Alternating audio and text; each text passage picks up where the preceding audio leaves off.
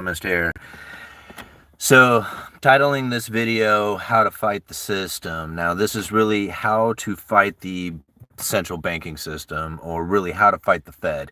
Because really, when I think about what so many people talk about when it comes to fighting the Fed, or what they believe is fighting the Federal Reserve, I believe that they're coming at it from a completely wrong angle. Really, if you can understand the Federal Reserve strategy, like really understand it in a way that like you could speak it to them better than they could understand it, then I believe that if most people, or more people, I shouldn't say most because I doubt anybody could really, but if more people could understand it in this fashion and actually make news articles that talk about the Federal Reserve strategy in a sense that people would then really pick up on it and then internalize it and then make decisions based on this strategy, I think that the Federal Reserve would cease to exist. I think that this strategy is really hidden, in a lot of ways. And and it's not really hidden like from being able to see it. It's just maybe I'm just seeing it, and I don't know, maybe I'm just like, maybe I'm the only one who sees it. I don't know. But when it comes out in their speeches, when it comes out in their own words, and I can predict things from these words that they are using, not like I'm not like going, wow, if I put these things together. This is like, it's not my predictions. It's just the Federal Reserve saying that this was going to happen. Right. And then people say, no, you got it wrong. It's all that. It's not. It's because I'm really kind of getting a hold of this thing, right? And so that's really what I wanted to talk about in this video, this live stream today, is we should really kind of break down some of the questions that I think a lot of people are going to have as far as what is, the Federal Reserve strategy, or maybe just confusing parts of it that need to be broken down and understood. Now, one of the main things that the Federal Reserve was having an issue with was the low neutral interest rates. Right? The low neutral interest rate was causing a problem with the ability to stimulate the economy, as the Federal Reserve would drop interest rates in order to get people out there, borrowing money to buy houses and cars and go on vacation and do all the things that they do with borrowed money.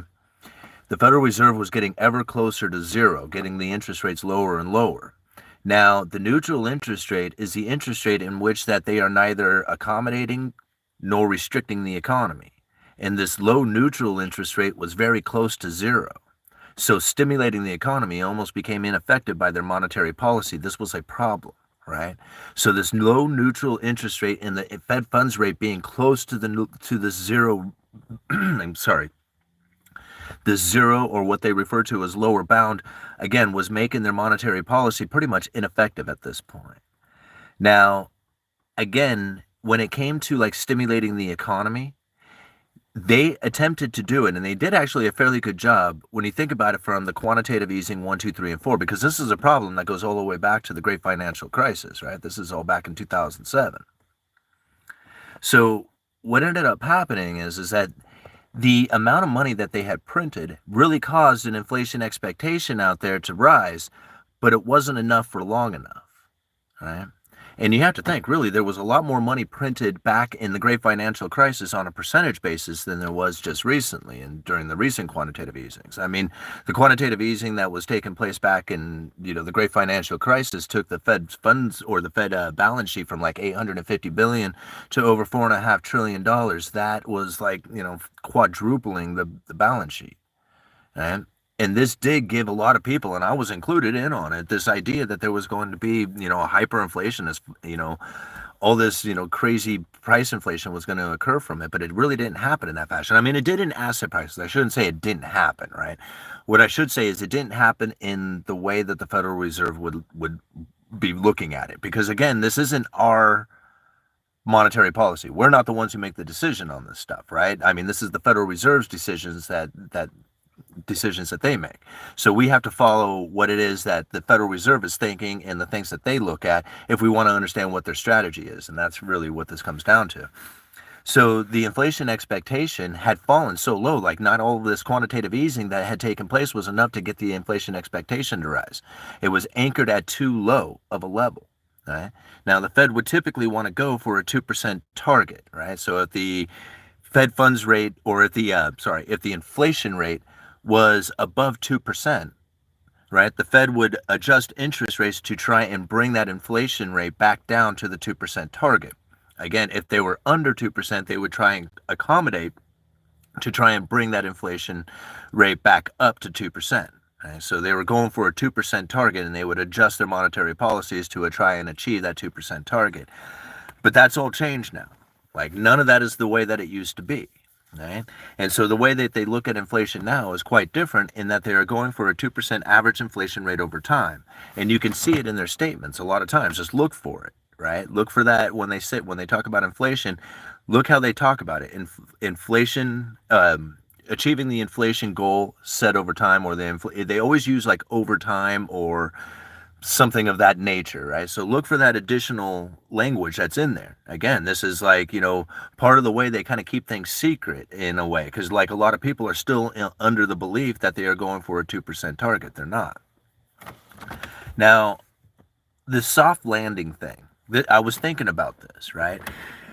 I have said it, and I said it before anybody was even talking about a recession, that the bailout has already occurred. And if you think about it, if the bailout has already occurred, that would essentially be the soft landing, right? Now, how did that bailout already occur? During the pandemic, and they basically had, everybody shut down, the Federal Reserve was using unusual and exigent circumstances. And this is very important to understand, because without the pandemic, they would never, ever had been able to use the unusual and exigent circumstances, or what they had used, the unusual and exigent, unusual and exigent circumstances to create the special purpose vehicles. And now this is important to understand, because hardly anybody talks about this stuff, right?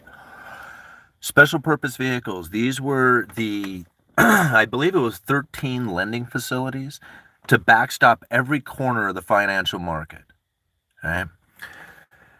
So before I go further, be sure and hit the like button. Hitting the like button will go and get the algorithm to go spread the video around. All right. So now here we have these special purpose vehicles that were set up, right? Now this is how this soft landing is really going to occur, because you really think about this for just a minute. When they had this special purpose vehicle set up, and it was funded with hundreds of billions of dollars, like literally hundreds of billions, this is something that would never have existed, but it did.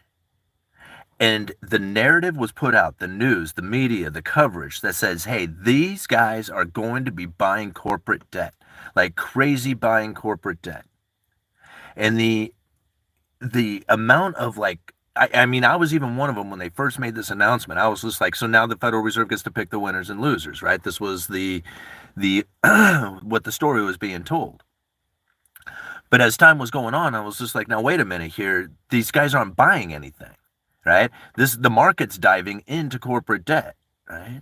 Because the Federal Reserve was going into quantitative easing and lowering the treasury rates down to pretty much no longer a bit of having the ability to pay an investor a decent yield. They had to they were in search of yield, right?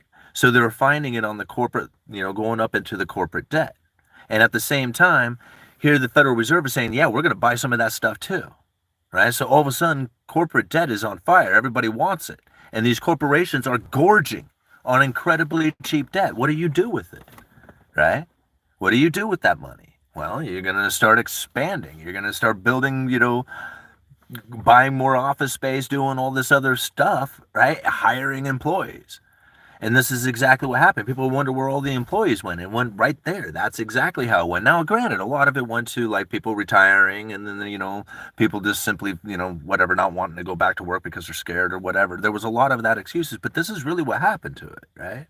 Is that the easiest way to, and not to mention, I guess there was a lot of it that came from the assist, or the whatever, the PPP loans or whatever it was, the unemployment that people had to, I guess a lot of like businesses had to like hire a certain amount of employees in order to not have to pay back those loans that they were getting. So there was also a certain extent of it that had occurred from that as well, because I've seen it, I saw it at a lot of places out there. So when you think about like whether or not we're going to go into a bailout, well, a lot of the corporations who are failing right now, they can go ahead and fail because there's not like a really high unemployment rate taking place right now, even though the economy is slowing down dramatically, right? And where do you have like going on with a lot of these corporations is they're sitting on cash. They've been sitting on cash this whole time. And now they can basically weather the storm or kind of provide for a soft landing, right? Because they have already been loaded up on this money that they got from the special purpose vehicles, but they didn't really get any money from those things. Really, they got it from the market itself, who had the perception that the Federal Reserve was going to be buying into it, right? This is the credible threat theory that I have, right? And it's not even a theory. I mean, they straight up say it. They call it, forward guidance or jawboning or whatever. Now, those are like some of the key points that I just wanted to get out. I just wrote those ones down, like just quickly thinking about it. It was just like, if I was to kind of like think about what happened over the last, few years and what has taken place, this is it. Like, the Federal Reserve had issues. They knew it. They knew that the neutral interest rate was too low. And that the idea of going into negative interest rates wasn't exactly something that they were about ready to take on, considering that they haven't got the digital currency ready. So they knew that there was something that they had to do. And if you go and you look back, I probably should have, I don't know. I look back here because I got some speeches back there. I just don't want to go digging through them because, there's so much to read through. But, there was statements and talk prior to 2019. Like back in 2018, they were talking about trying to raise the inflation rate, right? Trying to keep the inflation rate elevated for a significant amount of time. Here we are. Like, if they were talking about it then and here we are now, and you think about what it is that they use to bail out these corporations, I mean, does it not seem like either just like an absolute awesome coincidence for the Federal Reserve to have the unusual and exigent circumstance in order to provide such an event or such a ability to have an environment that they could do this with? I mean, is it just me, or am I looking at this going, no, I mean, man, I mean, I just don't know how you can see it any other way, right? I mean, I just maybe it's just me because I just look at it too much like this. But anyway, this is the topic that I really wanted to cover today, and I am willing to go diving into some of these speeches because I do have them here. And they are very, to me, they are very telling. The two speeches that I've followed just recently, one of them is the one that I've always gone over, which is the monetary policy for a low neutral interest rate world, which was given by John Williams back in November of 2018. And then more recently, which is the one that I'm really digging, is the Jerome Powell one from 2020. And that's August 27th of 2020, and it's the new economic challenges in the Fed's monetary policy review. And this particular speech is very telling. What happened here? Oh, some of the staples came undone. And this speech is very telling in some of the things that he had to say on it, and especially when it came to them having no particular formula for figuring out what the average inflation rate over time is. And that leads me to believe that it just becomes arbitrary to the Fed at that point, right? I mean, it's just like whatever the Federal Reserve says, okay, now we're done with our inflation fight, it's over. It doesn't matter what we say. We can say, oh no, you're done with inflation, or inflation's coming down, or you can go ahead and ease off, or whatever it is that you want to say. But it's not, it's the Federal Reserve's, again, it's the Federal Reserve strategy that we're going for.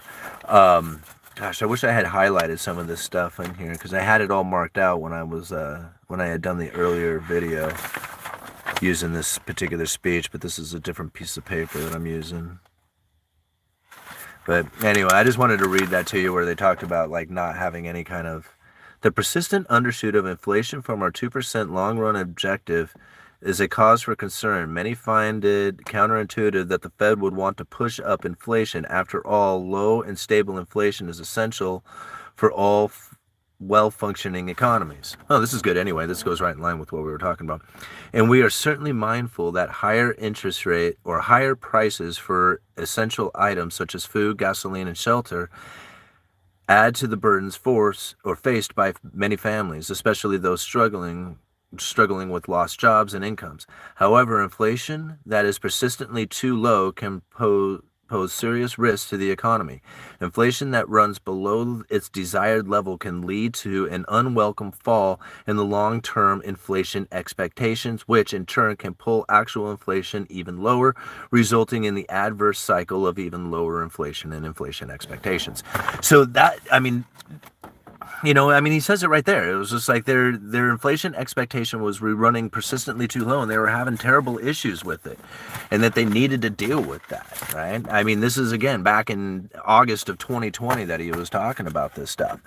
So, when I see what's happening right now, and I think about, like, what it is that people are saying about the Federal Reserve is that they have lost control, that inflation is going to be running rampant, that all this stuff is that, is going to happen, and how they, have no idea what they are doing.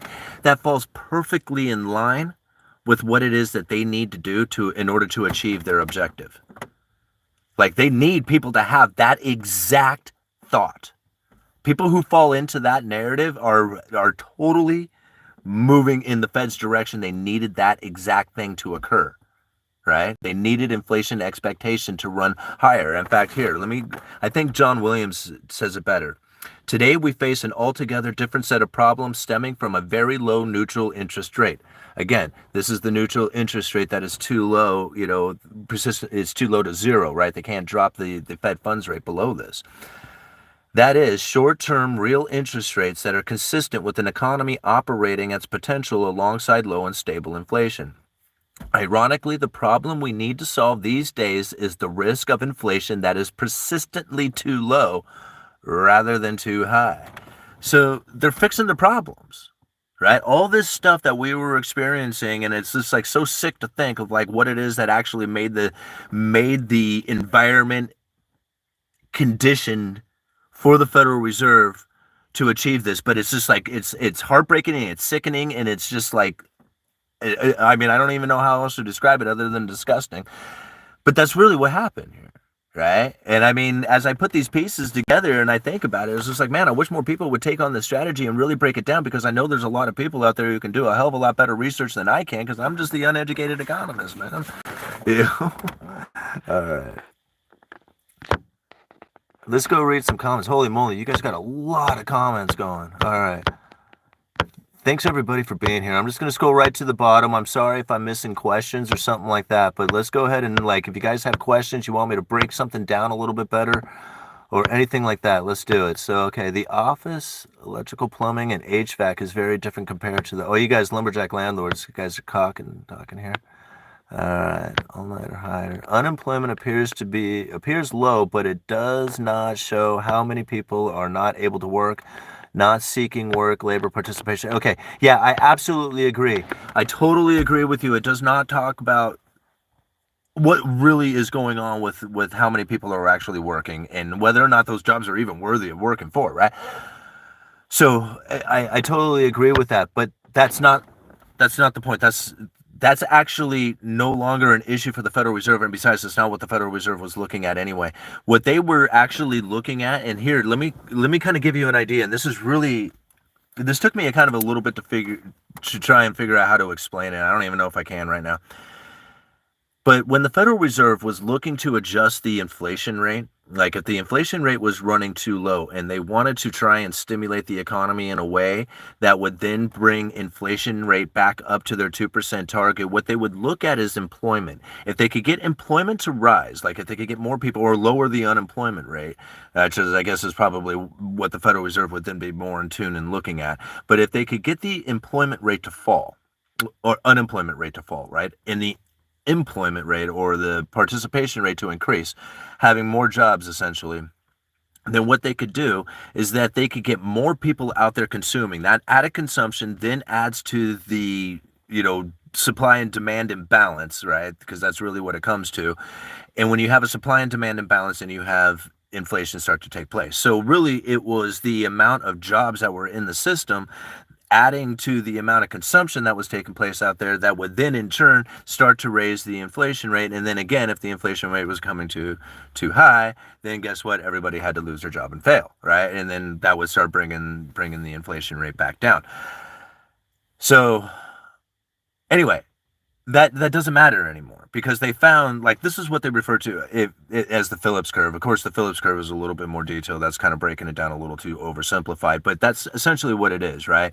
Is that if you can adjust the unemployment rate or the amount of people working, then you could end up adjusting the amount of consumption that has taken place, and then in turn amount of inflation that is happening out there. So when that was no longer working, like when they found that there was, like, they had all this, like, employment taking place back during the Trump administration. Remember? I mean, it was just like massive amounts of it, and it still was not creating the inflation scenario that the Federal Reserve was looking for. So that theory that they were using was no longer functioning. That you gotta remember that, right? I mean, this was like, you know, it was like the Federal Reserve was then realizing that, I mean, I don't think that they made a mistake. I think they knew it at that point, but I think that it was like a confirmation that it will not raise the inflation rate by having the unemployment rate very low, right? Historically low, but it didn't quite do it. There's no inflation. The Fed should be printing money. Remember, this is what Trump was saying towards the end of his administration. All right. So that's really where I think the Federal Reserve is looking at, is that they can maintain almost maximum employment, right? In fact, I think that's what the way they refer to it now, is that they refer to it as maximum employment as opposed to like full employment, or I forget. No, I think they actually refer to it as full employment, where they used to refer to it as maximum employment. Yeah, I got that wrong. It was reverse of that, right? Now they refer to it as full employment, where they used to refer to it as maximum employment. Because if you have a maximum employment, you can't go any more than this, or else it'll start creating inflation, right? So you're maxed out. I mean, you could do more, right? But if you go any more than that, then it's going to start creating issues. You'll start damaging the machine. So you can only go this far. But now you can have full employment. Like, you can let the thing run as fast as you want. It isn't going to create the inflation scenario that they are anticipating. Wow. Why? I'm really wired up tonight. All right. What's the next one? All right. Do you think the U.S. will eventually end up in forever QE? Yeah, actually, that's probably, yeah, but it's going to be a little ways off. But yeah, I can imagine that they would end up in a forever QE. But what you're going to end up finding, in my twisted little mind of conspiracy theories and things that happen within it, it's probably going to end up happening with a digital currency that will then be injected into your wallets, that can be spent either in particular areas over a particular amount of time. So it's like you can use it to pay for certain items or certain things or certain provisions or certain directions, right? This is how the money can be spent, because it's digital and they can control whatever happens to that particular currency. And they can give it a time limit that says you can't hold on to this, you can't invest it, you can't do anything. You have to actually spend it within the economy. And so when you have such actions like that, like, you can really force different things to start taking place within the economy. And again, this is like very far off concept, because you would have to eliminate cash out of the system in order to do this. There would be a lot of things that would have to happen. But it isn't like it isn't happening. Like, it is happening. But when I kind of think about these things, I always think they're happening much faster than they really are, right? Because a lot of times this is a very slow grind that has taken place in order to accomplish some of these tasks. I mean, otherwise it would, people would resist it, and it wouldn't work. I fought the system by buying beef on sale today because everyone wanted turkey. Put that stockpile in the freezer. There you go. Yeah, I butchered the turkey. I butchered the turkey last weekend. What was it, on Saturday? That tom bird was absolutely huge. It was one of the broad-breasted bronze, and they're too big to like fit in the oven and stuff. So I cut it up. But after I cut the breasts, quarters, wings off of it, I bet you that thing probably had somewhere between 30 and 35 pounds of meat. Like, it was just unreal. I could not believe how much meat came off that bird. It was cool to raise the bird, but I have to say, like, I was an avid duck hunter all through like my teenage years and into my 20s. I don't know. I mean, I killed 10,000 ducks. I don't know how many ducks I've killed. Right. And chickens, I've raised, like, I had a little hobby farm where I raised birds. We would bring them in batches of like 25 to 50. Right. And we would raise these birds and process them and sell them. And I mean, again, like, I don't know how many of these birds I went through. That tom turkey was one of the hardest ones I have ever had to do. And I mean, I don't know, maybe I'm just growing soft or something like that. I mean, I butchered some chickens not too long ago. It didn't seem to bother me too much, but that Tommy was like my friend, you know. Turkeys are very friendly birds. Yeah, it's hard. Isn't that sad? All right, moving on. How do you think the problem of the U.S. national debt getting large enough to where tax receipts don't cover the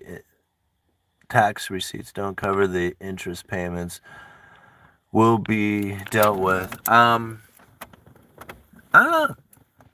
I don't know. Oops, where'd you guys go?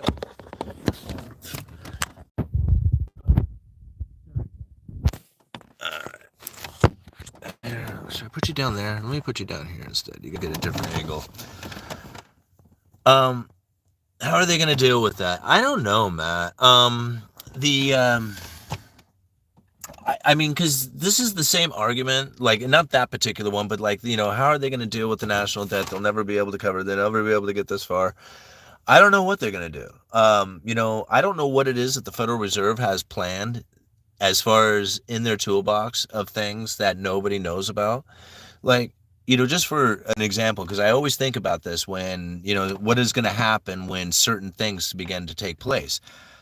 Uh, I mean, who knows what they're going to come up with? I mean, if we can think of it, like they have 150 of the top economists in out there, right? I mean, everybody who's ever studied monetary history, thought about economic theories, done every kind of research in banking, finance, you know, research and stuff like that, they all work for the Fed, right? I mean, that's where they go. Either that or they go for the Treasury and then they work for the three big banks, or not the three, but, you know, whatever, the 6, 7 big banks. They all go to work for them, right? I mean, this is like it's like the tight knit community out there. And so whatever it is that we can think of, they've already thought of it. And they're not going to be like, oh man, we were totally taken by surprise. When they are taken by surprise by it, they're not taken by surprise by it because they knew it was going to come and they already had plans to deal with it. And you could see how fast, boom, they came out with a plan to deal with the pandemic. Oh, here, we got special purpose vehicles. Guess what? We're going to bail out these corporations. Nobody's going to realize that we did that. Right? I mean, what was the good example? I'm sorry. The bank term funding program, right? As the liquidity crisis began to take place within the banking industry, the bank term funding program came out and was basically a bailout for the banks out there to be able to borrow money against the assets that were losing value at face value. Like they got to borrow using that collateral at face value, even though it wasn't worth it. Right? That's pretty cool.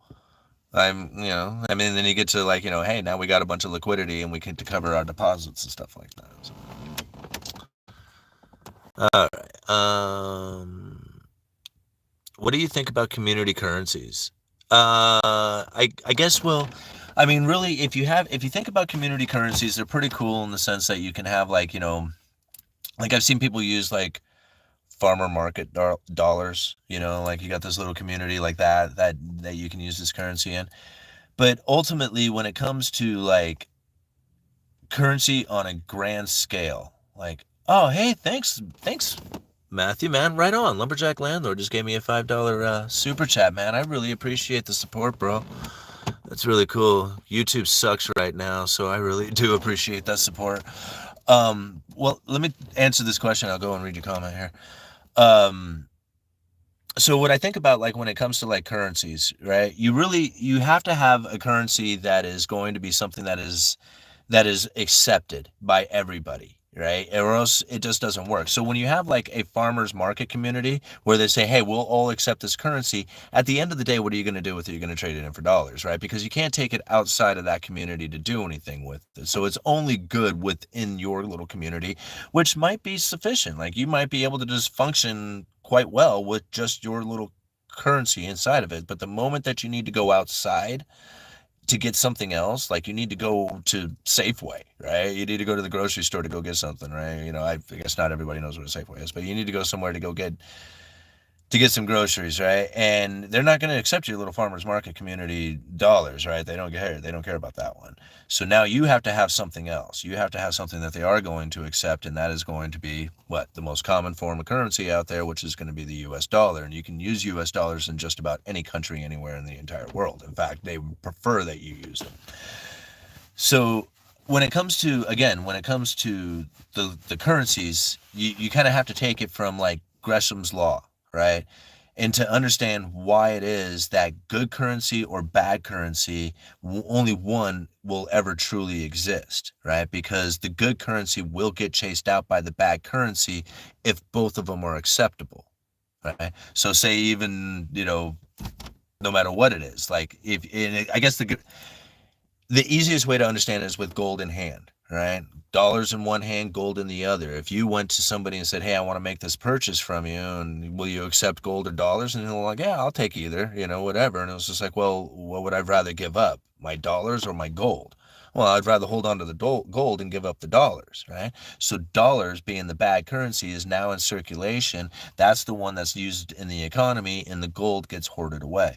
So understanding currencies in that fashion, then it really makes it a lot more sense that, yeah, you can use whatever currency you want within your local little community, even the BRICS. Like, this is a great example of it, because BRICS is a grand idea of little local farmers market, because you really think about it, how much transactions are actually taking place within the entire global economy that is done outside of the United States dollar is very small, right?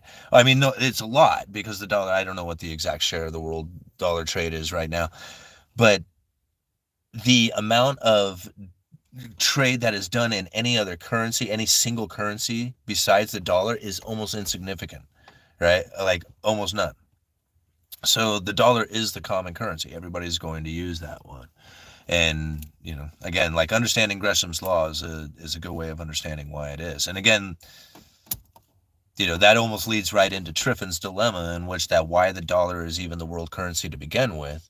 And that is because there's no other nation out there that's willing to provide the world with a safe and liquid asset like the U.S. Treasuries. And that's a very important thing to understand as well, because there's, again, like no nation will go into debt like the United States will, or has done. Right. And it's like almost like they have to do it in order to get the world to use the dollar. They have to provide the world with the asset, the safe and liquid asset, those U.S. Treasuries. Right? And then how do you get the dollars out there to the rest of the world other than being a big fat pig and you buy everybody's stuff? Right? So you have to be a mad consumer of the world's stuff, and then you can get the dollars out there to the rest of the world. Name another nation that's willing to participate in something like that, like to do that. None. Like nobody's even coming close to doing something like that, right? So it's going to be a complete, utter collapse, failure of the United States monetary system and everything that goes with it to refunction it into another form of whatever it is that's going to take place. Otherwise, it's going to be an evolution of where we are today. Right? And that's more of what I believe is taking place, especially when it comes to the digital currencies. Things are going to start getting tokenized. Oops, what happened here? Do I have to open the door? Hold on. There we go. So things are going to start getting tokenized and tracked and traced and taxed and, whatever. I mean, all the stuff, all the conspiracy stuff that's going to happen. But you can see it taking place. I mean, it's happening already. Central bank digital currencies are emerging. Tokenizing of assets and services and things like that. It's already taken place. I mean, it's becoming more prevalent, not less. You can try and fight it. People talk about it all the time, but it's futile. Nobody's going to be able to beat it, All right, let's read Matt's comment here. In Japan, they just hit a 30-year high in stocks that was based on 3 decades of high debt to GDP. How does the U.S. avoid 3 lost decades? Again, I think it's going to end up being the world demand for debt. Like, The United States sits in a position unlike anything that has ever existed, and there's really no example of it that can quite match what is happening right now. Right? I mean, a lot of people feel in a lot of ways it looks that way. I mean, in a lot of ways it looks like it's the collapse is taking place right now as we see it. But really, when you think about what the collapse would really look like, the collapse is not going to be in a fashion that has like the dollar becoming worthless. It's going to have the dollar become so damn strong that it absolutely destroys nations out there where they starve and suffer in pain and war and misery and all this other stuff, right? That's how it really goes down, because really everybody has taken out debts in dollars, right? And this is so, like, for me, this was so hard for me to like really internalize this part of it, right? To try and understand what happens when these debts either become due or no longer are being rolled over, right? And what I mean by rolled over is that when this debt comes due, to roll it over into another debt that almost like looks exactly like the previous debt, maybe a different interest rate or whatever.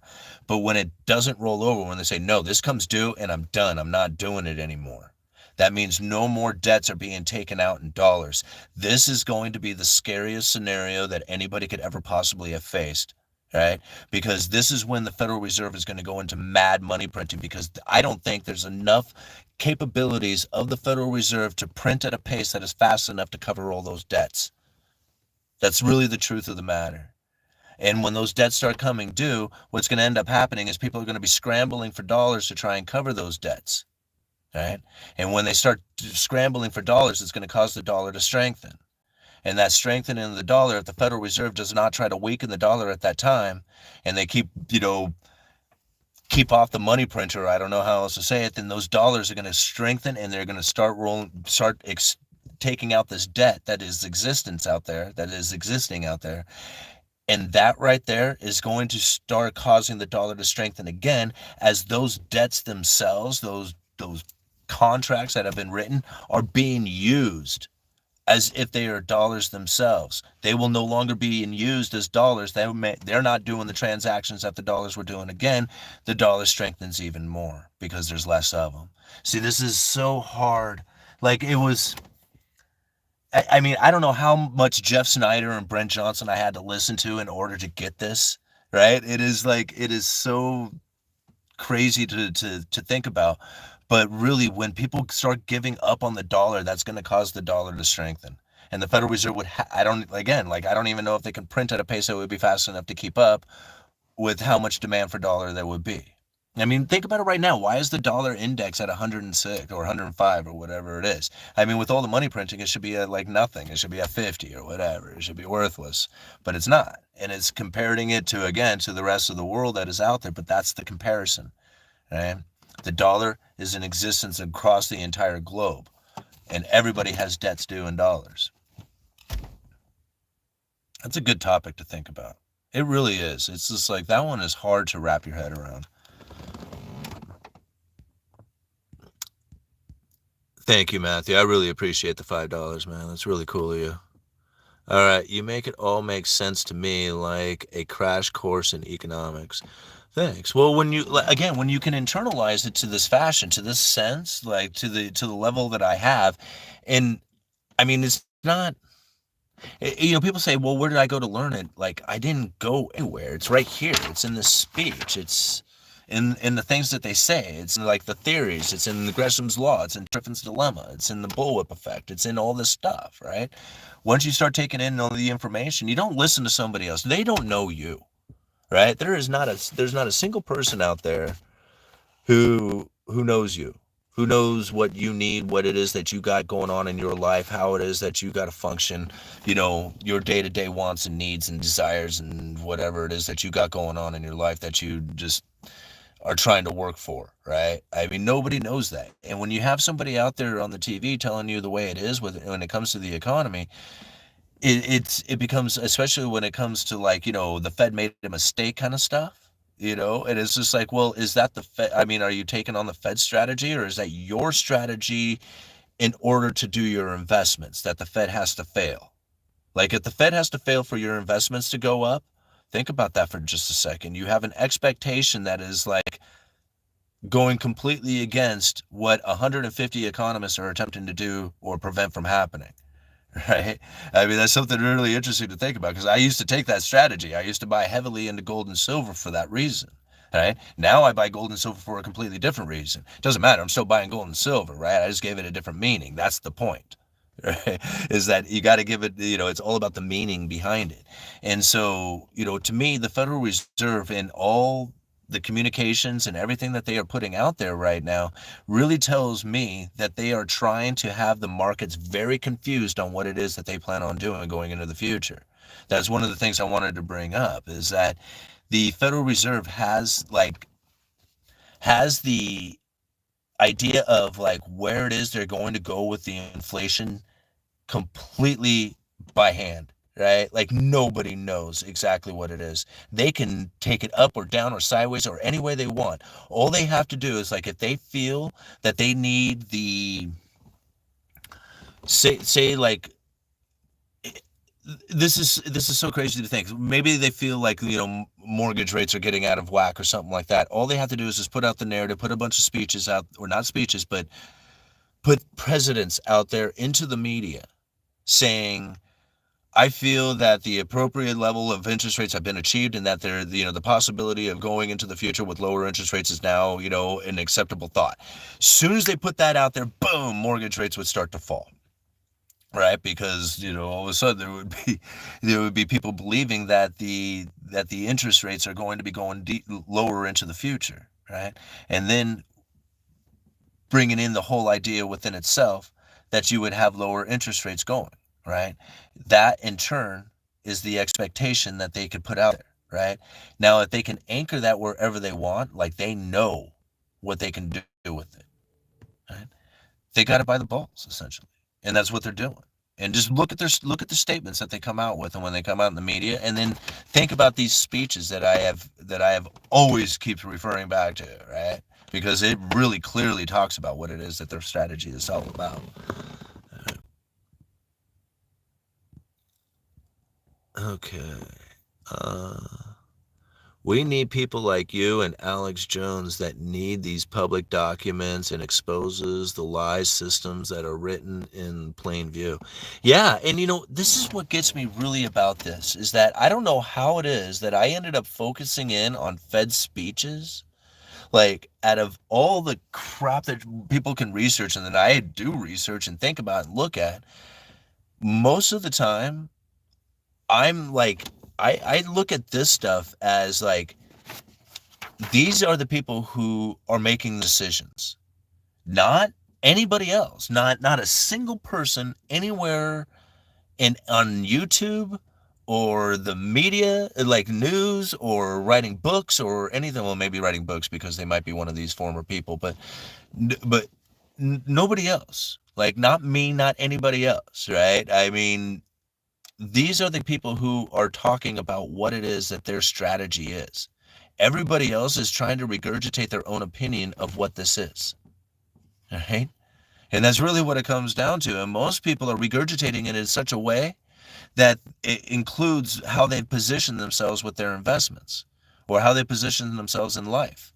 Like I think about it, like I'm pretty excited about my position that I have taken within the cryptocurrencies, right? I mean, in fact, I think I'll hold a bigger position in cryptocurrencies than I do anything else out there, like anything, right? Maybe equity and real estate. That's the other thing I guess I would have more of, but that doesn't really count, right? So like cryptocurrencies are, but the number one stock that I have absolutely killed it on as of right now, I am up 50% on is Coinbase, right? Like the stock that banks cryptocurrencies, which I know, I'm sorry, Patrick, he probably just blew a gasket right now. I apologize, man, if you're watching. Anyhow, he hates Coinbase. He hates the fact that I have my coins on Coinbase as well. But anyway, it is what it is. I don't have all of it there. I just have a bunch of it there. But anyway, right? I mean, that's the one stock that I have that has just absolutely done well. Altria, which is like, not doing very well. It's down, I don't know what percentage, but it's definitely down quite a bit.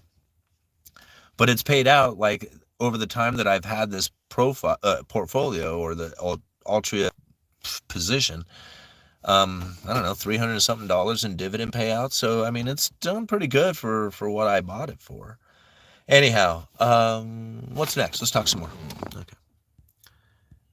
So I appreciate that, man. I mean, as far as like, kind of, putting me out there like with Alex Jones, who's pretty popular out there in the conspiracy theory mind. But this stuff is easy to find. I mean, Fed speeches are not hidden. I mean, they're quite easy to find, They really should not fall or go up. The Fed needs to stop printing like they are on crack. Well, you got to think of why it is that they're doing it, though, man. I mean, again, like it's not our decision. Like, we could say, man, they need to stop doing this or they need to do this or whatever. It doesn't matter, right? It's like you might feel that way, and I feel that way too, right? I mean, really, I do. But it doesn't matter what I feel and what I care, or like how I care about it. It doesn't. None of that makes matter, right? It doesn't matter at all. What really does is how you are going to position yourself on the account that they are not doing what it is that you feel, right? That's how you deal with this, right? Is that you have to position yourself in a way that says, hey, I know what you're up to. I don't like it. How am I going to deal with this? Now, I can assume that they have failed, or I can assume that they are right in line with exactly what it is that they were planning on doing. And somehow, yet they have a narrative out there that says quite opposite of what it is that their strategy is saying. Okay. Thank you for all you do, Yui. Hey, you bet. What is that? KBK Kara?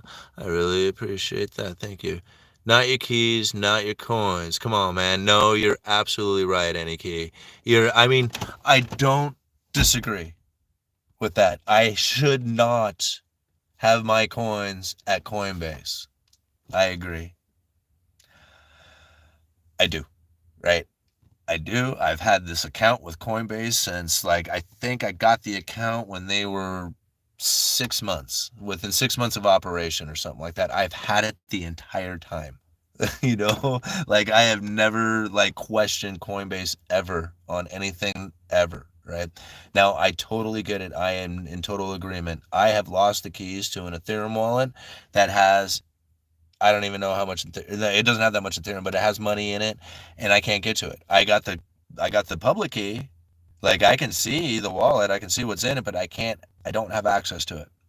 And that's a bummer. And so that's why I kept my coins over at Coinbase. Now, I know there's ways to secure it. I get it, okay? But I am not the most tech savvy dude. You got to understand, like everything that I have ever done as far as this entire YouTube channel, I have done with a cell phone. That's it. I have never used anything else. I have edited, like the few times that I have ever done edits, I've used the cell phone. Every communication, everything that I've ever, all the stuff that I've ever researched, everything I've ever done, it's all been on cell phone.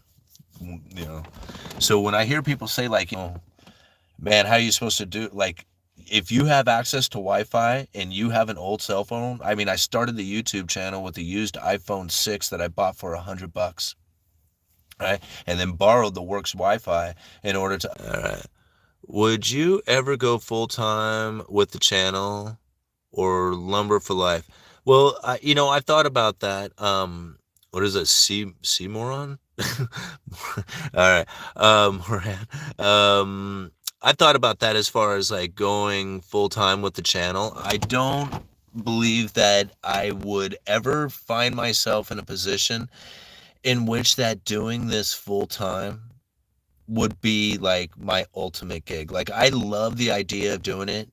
Like I would love to travel around, like say even take like a 6-month like, tour or whatever and go around and talk and sell a book or do something like that. Like I could see myself doing something like that. But ultimately, like I didn't really do this channel to become famous. Like I like the idea of being up on stage and like giving, presenting my information and talking. Like I get a thrill out of that. But ultimately, like, I mean, that's not why I started this channel. I didn't start the channel to even make money. I mean, the whole goal was to earn $100 because that was the Google threshold, right? But what I started this channel for was to learn and to try and understand what was happening within the economy and to share that knowledge with people. That was my goal, right? To make money just happened to come from that. Um, I want to be like I want to be myself. Like I want to be the dude. Like like the dude who works at the lumber yard, who has the family, who lives life. I don't want anything special out of life. Like I don't want anything like grand or special. Like I don't know, I don't even know what I would want like that. I want a Camaro, right? I want the Camaro and I want a hot tub. Like that's like, is that grand and special? So that's what I want. But what I really want to do is share this information. That's what I want to do. Like that's my passion. That's what I want. Money and fame and all that other stuff, if it happens to come from it, so big. That's cool. But it's not like important, and I'm not going to give it any kind of importance to me. So like whether or not I do the channel full time, it's not like necessarily a goal of mine. Would it be like something that I would do? Absolutely. Like I would do YouTube full time. Absolutely, I would. But I also like working at the lumberyard, and I like doing the sales down there, and I like hanging out with the people, and it gives me something to do. And it is nice, when you help somebody out and they complete their project and they bring you pictures of their fence or the deck that they built or something like that. That's cool. That's a nice experience. That's a lot of fun for me. It's very rewarding, right? And I get a lot of information about the economy by working a retail job. Like it's like a ton of information. You wouldn't believe how much. It's one of the reasons why I was able to call out the lumber market as well as I did. So, yeah. Moving on. I got a super chat from, I don't know how to say this name. What is it? Oh, it's $9.99. Oh, where you going, man? Hold on. What up, E? Happy Thanksgiving. Well, thank you so much for the $9.99. Very happy Thanksgiving to you as well. Yeah. Money is byproduct of great product or service. Yeah, well, that's something that I definitely learned. And one of the other things that I'm very much trying to. Okay, so I guess we're starting to get into the psychology stuff now. Um, One of the things that I'm really starting to learn is how to let go, right? How to let go, because like my biggest issue that I've ever had my entire life is that I seem to have like a really big ego, right? And I mean, a lot of people look at it as like, oh yeah, he's got big ego, look at him full of himself or something like that. Not really like that. I had a big ego in the sense that things had to happen in a certain direction. Like they had to happen in this fashion. They had to conduct, like I see an outcome and it needs to be in a path of this direction and this fashion and it needs to look like this. And anything that deviates from that is wrong, right? And that was my major problem, right? That was one of the things that kept me from achieving a lot of my goals and like even connections with people and stuff like that. Like everything that I ever had always had like this weird expectation that came from it and what I was feeling about it. And letting that go has been actually, it's done two things. It's done two things by letting that go, like letting go of the outcome, letting go of anything, and just enjoying the process of it, and regardless of how it turns out. That is the most important part. Regardless of how it turns out, it's like if it doesn't seem to be achieving the goal that you're looking for, so who cares? Don't worry about it. Just enjoy the way that it's going, right? And it's important to know that, right? Because for one, when you let it go, it actually gives you the ability to get it, right? Because all of a sudden you're not chasing it, you're not like, putting out this needy energy towards it or something like that. Anytime I've ever tried to pursue money, it never comes. Like money comes when I quit chasing it, when I just forget about it, right? When I just forget, like, whatever, I'm just going to do whatever it is that I do to try and earn money, and then it comes, right? And whether it comes or not, I'm not going to stress it. That's when it seems to show up. That's when the deals start to come through. That's when, everything starts to happen, is when I finally let go of those things. And so it does two things. Not only does it actually happen, but then it also relieves a whole bunch of weight, right? All of a sudden, like the stress and this anxiety of like, why isn't this, like, I'm trying to make sure that these pieces keep going together the way that I think it needs to happen in order to make it occur. when you finally let it go, it's just like, fine, whatever, just go wherever it's going to go. And just like, I'm just going to like, do the next video. I'm just going to do, show up the next day or whatever it is. And then actually things start to happen, right? And you find that like, even though you're not going in the direction you think you are or should be, you actually end up where it is that you needed to go, right? Where you ended up where you wanted to be, right? But you didn't go down the path that you thought that was going to happen. And that right there, right, has been such like the biggest epiphany for me over the last, 4 or 5 years, especially when it came to this channel. And like, because you don't know what you're doing. You're putting out these videos. You're thinking, man, people are going to laugh at me, whatever. I'm in these busted down vehicles, and I don't know anything about being on stage, but yet I'm going to go down and I'm going to stand on stage with the likes of like some of the top, minds here on YouTube as far as economics, getting on, speaking to the same crowd as Ron Paul or somebody like that. It's just like, how does this stuff happen, right? I mean, it was just like, how in the world? Being able to go and have lunch with G. Everett Griffin in Vegas at at Hell's Kitchen. I mean, these things are just absolutely amazing. If you were to ask anybody in my life, I am just a normal dude. Like, I don't, like, how does this stuff happen to me? I don't even know, except, right? It's just that I just let go. I let go of anything that was going out there. I didn't care if I got, people were making fun of me. I didn't care about like, whether or not I was going to be able to get up on stage and be able to, do it. Because I almost choked. I almost choked at the Rebel Capitalist. I mean, ask All Nighter. He was right there. He just saw me do it. Like, I got lost for just a second and I was able to recover and keep going, and nobody really noticed it, if I hadn't said anything.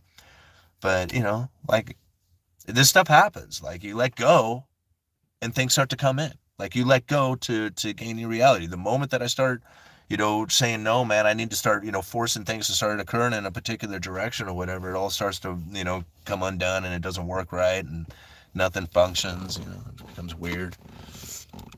But letting go is like freeing. That's the I think probably the better part of it. Not only do you get, but then it's freeing. Like, it's like you don't have to think about it anymore. You don't have to stress about it. You don't have to worry about it anymore. It's just what it is. All right.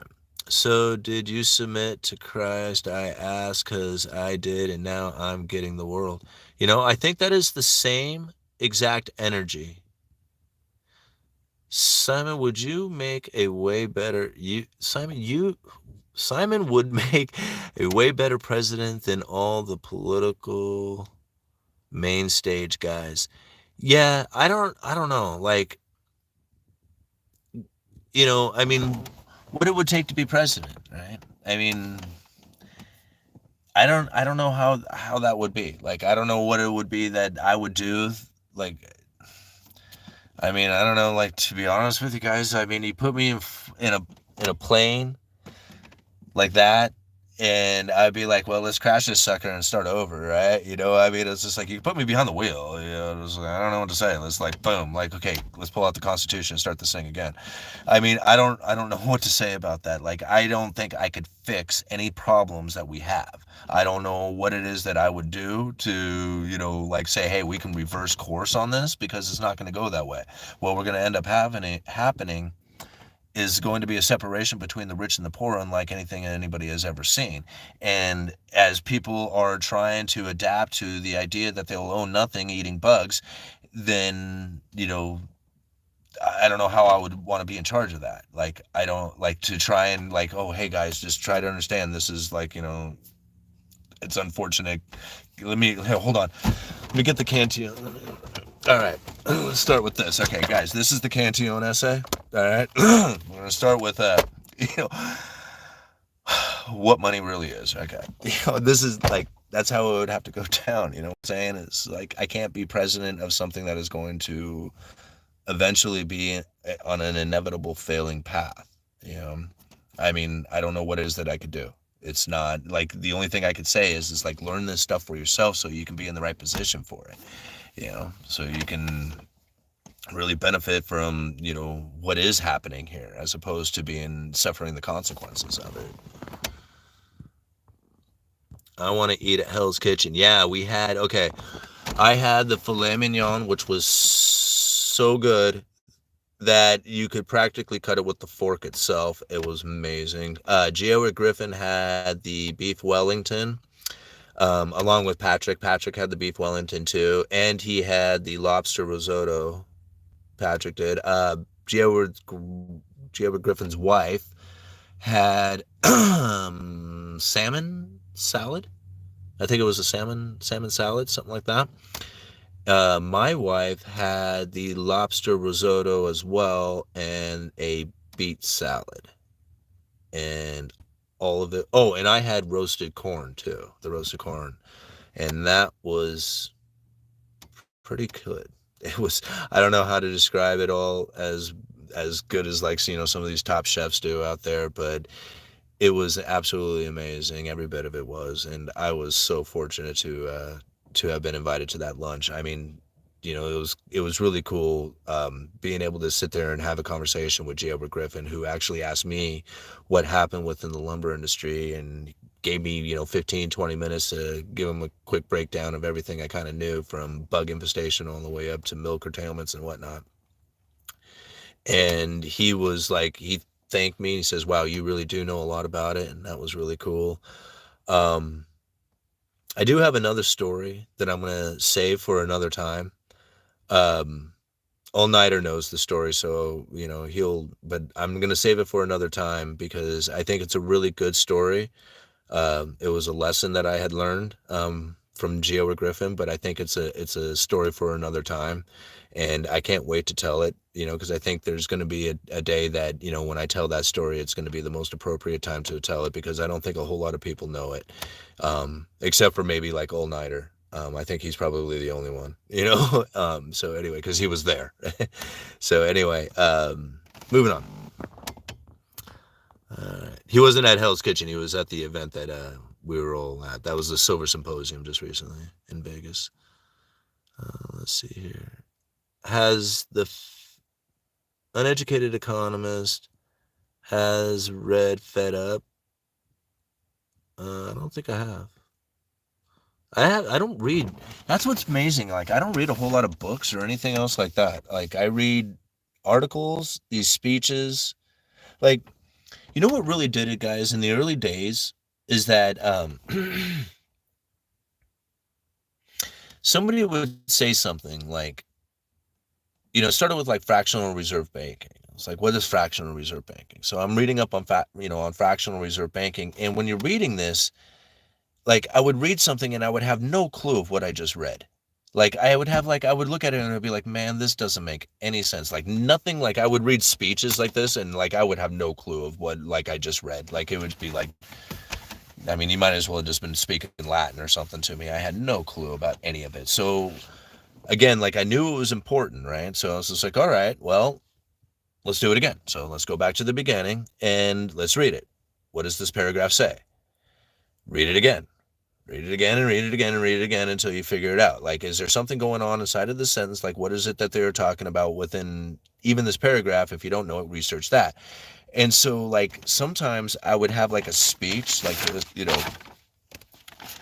and it would take me like all day just to get through a paragraph because I didn't understand anything that they were talking about within that paragraph. And so I would sit there and like, okay, what do they mean by, like, you know, I don't know, I can't even give an example right now, but like, you know, what do they mean by like treasury yield? You know, what is the yield? Why do they use yield? What does this yield mean? What does the yield mean on neutral rate? So I had to like sit there and research that. So sometimes I would put the speech down and then go and research like all day on, like, you know, maybe just one little part of the speech to understand what it is that they were talking about. All right.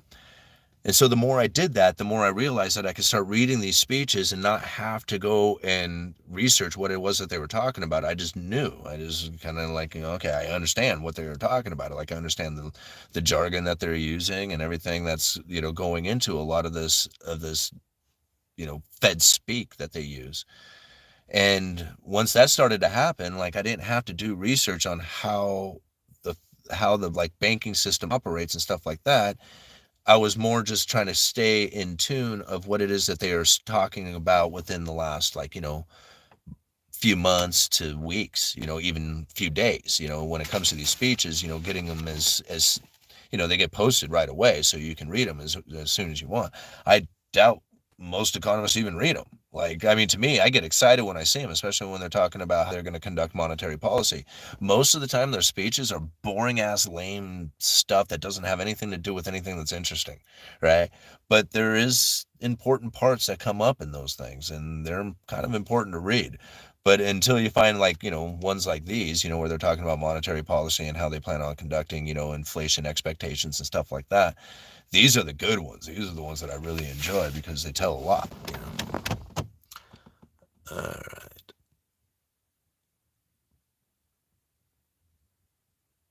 Okay, sweet. Thank you. One day I'll convince you politicians affect monetary policies. If they didn't, we wouldn't have the Fed.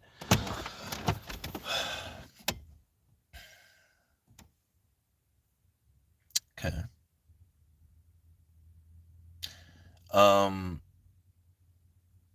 I'm not going to disagree with politicians have their purpose in it. Okay. Now, what I have a hard time understanding from a political point of view is how they control the economy. I don't see that. I don't see that even in the slightest. In fact, to me, everything that politicians do is in reaction to the economy. Like, what politicians do or what they are doing is only happening because the economy is in a position that is allowing them to do that. That's why, right? I I mean, how the dollar became the world reserve currency was very political. Okay? I mean, I totally get that. But it was also the world demanding liquidity, and they were in a position in which that they could do it. Right? And so when men are sitting there going, wow, we can really just start pumping out a lot of dollars and providing the world with the liquidity, and it would be the dollars, and we'll just pretend like they're the same value as gold, and everybody will just fall for it. There was people out there going, well, that's not a good idea, but it's going to make us a lot of money. Right? So yeah, I can see that. Like, there was people out there who knew that that was not smart. There was other people going, oh, no, we can control this. We just make a little bit of money as we do it. Right? I mean, so yeah, I mean, that's political or that's economics. Right?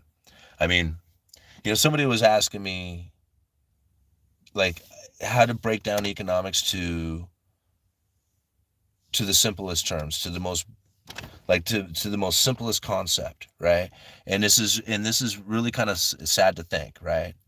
But really, it makes a lot of sense when you think about it in this fashion.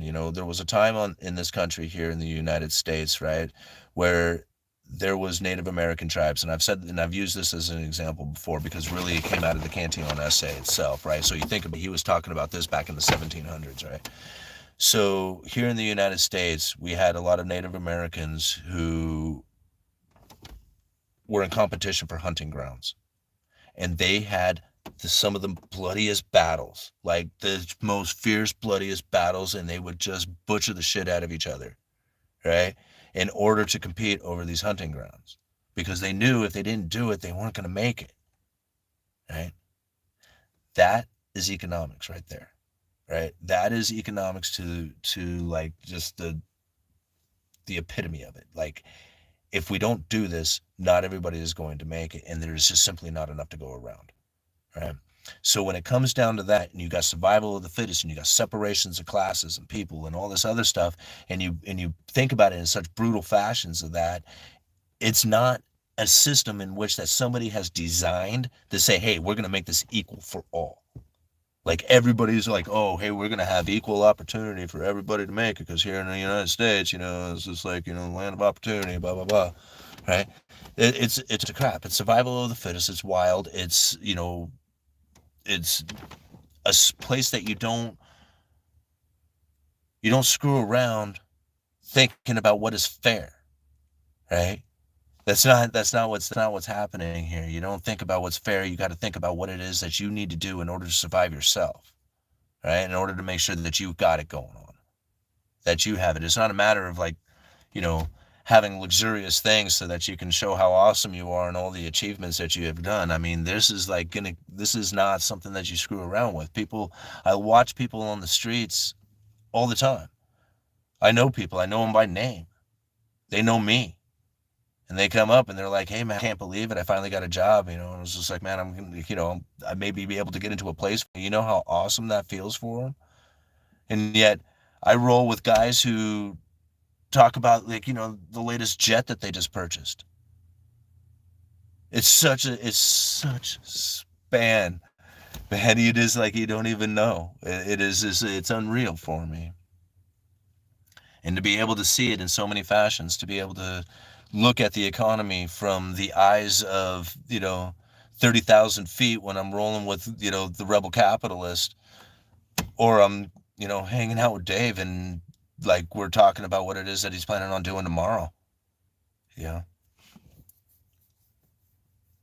Economics it's organic. It's not in a book, right? I mean, there's theories, there's ideas, there's concepts, but really each and every single one of us, you are the economy. You are it. It's each and every single individual person themselves. Oh, that just reminded me, I forgot. I had picked up this book. It's not a book. It is a book. I don't know what the name of the book is. It was actually a a viewer, somebody I had met at the Silver Symposium, and I had picked the package up, and I forgot I had put it in the back seat, and just kind of forgot about it. I was busy that day. So anyway, I'm going to open that up and talk about it. But apparently, he has the same thought. Like, I was sharing some of this, like, kind of ideas on how each one of us is like organic within the economy ourselves, and the economy is us individually and how we deal with it. And apparently, he thought about that very same concept and then broke it all down into a book. And seemed like a very smart guy. And I'm pretty sure this was it. Yeah. Millennial Economics. Let me see if I can you guys see it there? Can you see his name? All right. Millennial Economics. Nicholas Tartegula. I hope I said that somewhat okay. Structuring economic consciousness in individuals. Oh yeah, that's what I said. Because I told him, I said, economics is the mechanical version of consciousness, right? And man, he went off for a few minutes and just made so much sense. Let's see. Let us take a position that life is a game of actions defined by economic parameters. Now, if we accept this perspective to hold true with how we observe market forces, then understanding the mechanics of these forces is necessary. The elevation in understanding of our economic reality implies an elevation in individual consciousness, and thus that of the collective of individuals. The purpose of this manifesto is to structure the parameters by which humans can become a homo economicus. I'm sorry, guys, I can't read for shit. A social animal who understands the fundamental mechanics of economics, truths by which they operate. Conscious evolution is needed for free market principles to dominate, allowing mankind to find and sustain a... Oh, good Lord.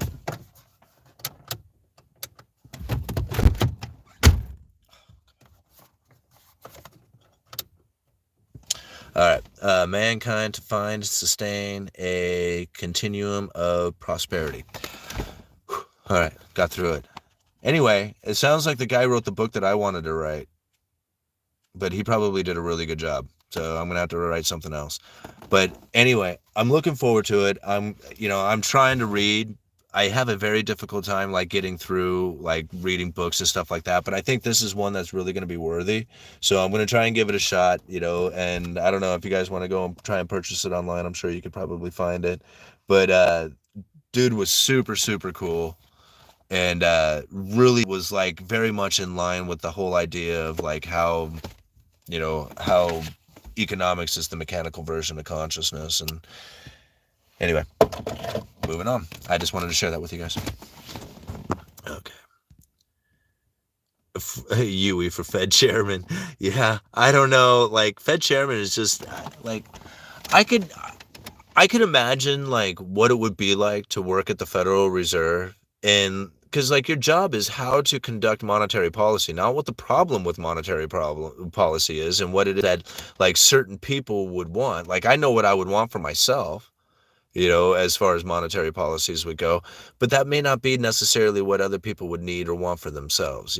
And I think that's probably a very difficult position to be in. A lot of people just want to look at the Federal Reserve as being evil. And, I mean, I've even said it myself, I'm not going to deny that. And I'm not trying to say that, there's some like saints or something like that out there. But again, it's like it's all about the meaning that you're giving it. And your reality is all about what it is that you are giving meaning to.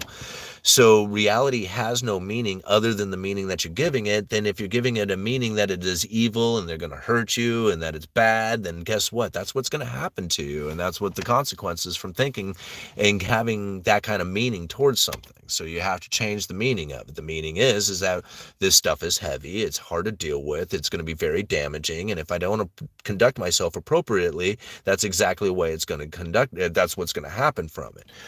But since I understand this stuff on a different level and I'm not going to conduct myself in a way that says that they're going to hurt me or whatever, is that more I'm going to try and advance myself and be, prosperous from all this information that I'm taking in, then that generally is probably what's going to end up happening from it. So, again, like, give it the meaning that you want to give it.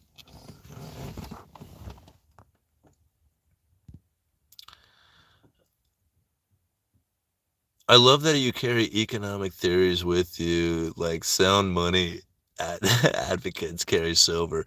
Yeah, I do. I carry the economic theories with me. Well, I mean, they're left over from one of the videos that I had done, but I just never took it. I mean, I do pull out that Cantillon essay and read that quite often.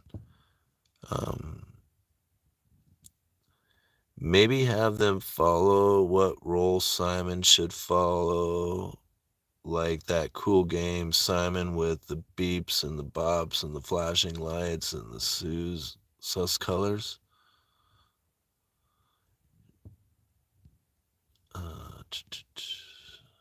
Lobster risotto and a great steak. Hell yeah. Oh yeah. Dude, it was awesome. Like the whole thing was pretty surreal, really. I mean, it was just like, I'm looking at my wife and she's just like, I know, right? It's just like, I mean, just absolutely incredible. Poor Patricia didn't have salmon on her salad, otherwise it would have been worthy. No, it it didn't have my salmon. Yeah, it didn't have all-nighter salmon. Yeah, all-nighter's a fisherman, goes up to Alaska.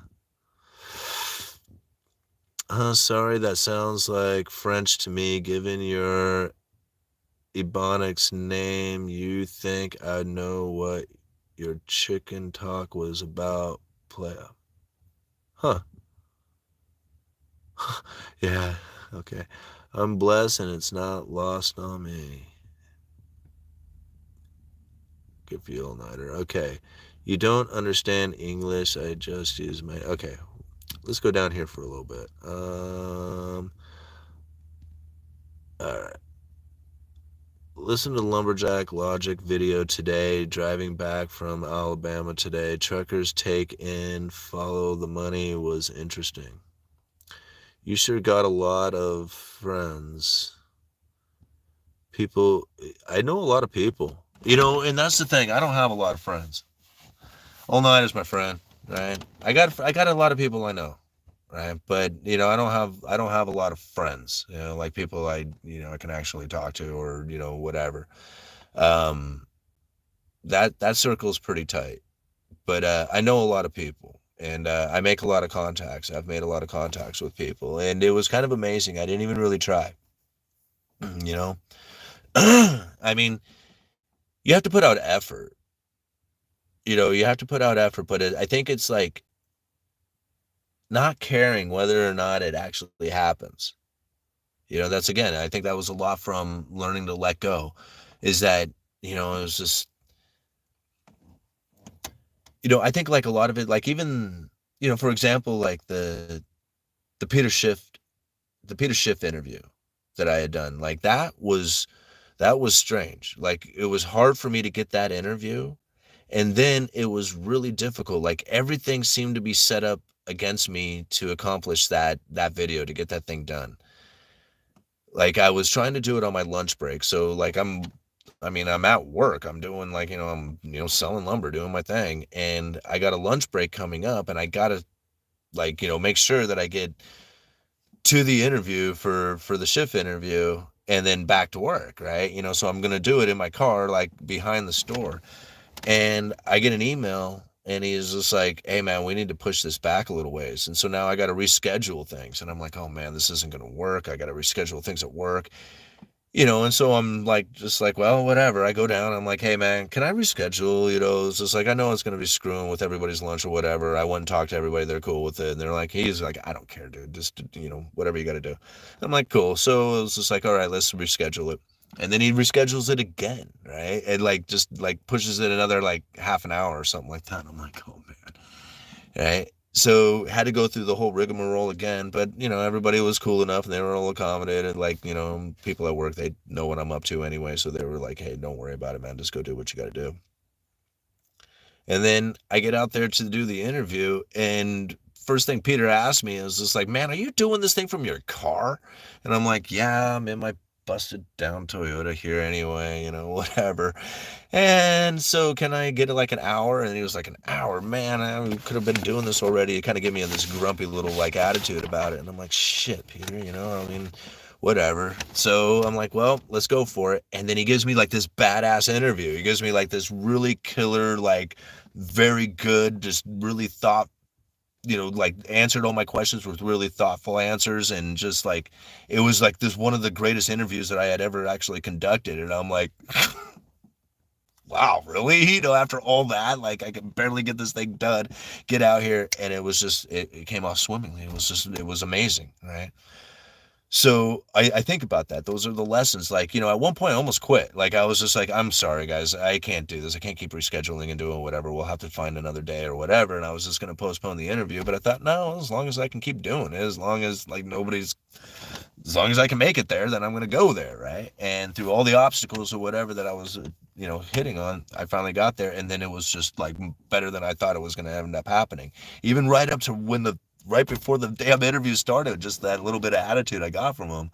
And I'm thinking, oh shit, man, he's going to give me this horrible interview. But I'm thinking, well, just shake it off and go for it, And so I did. And it was awesome.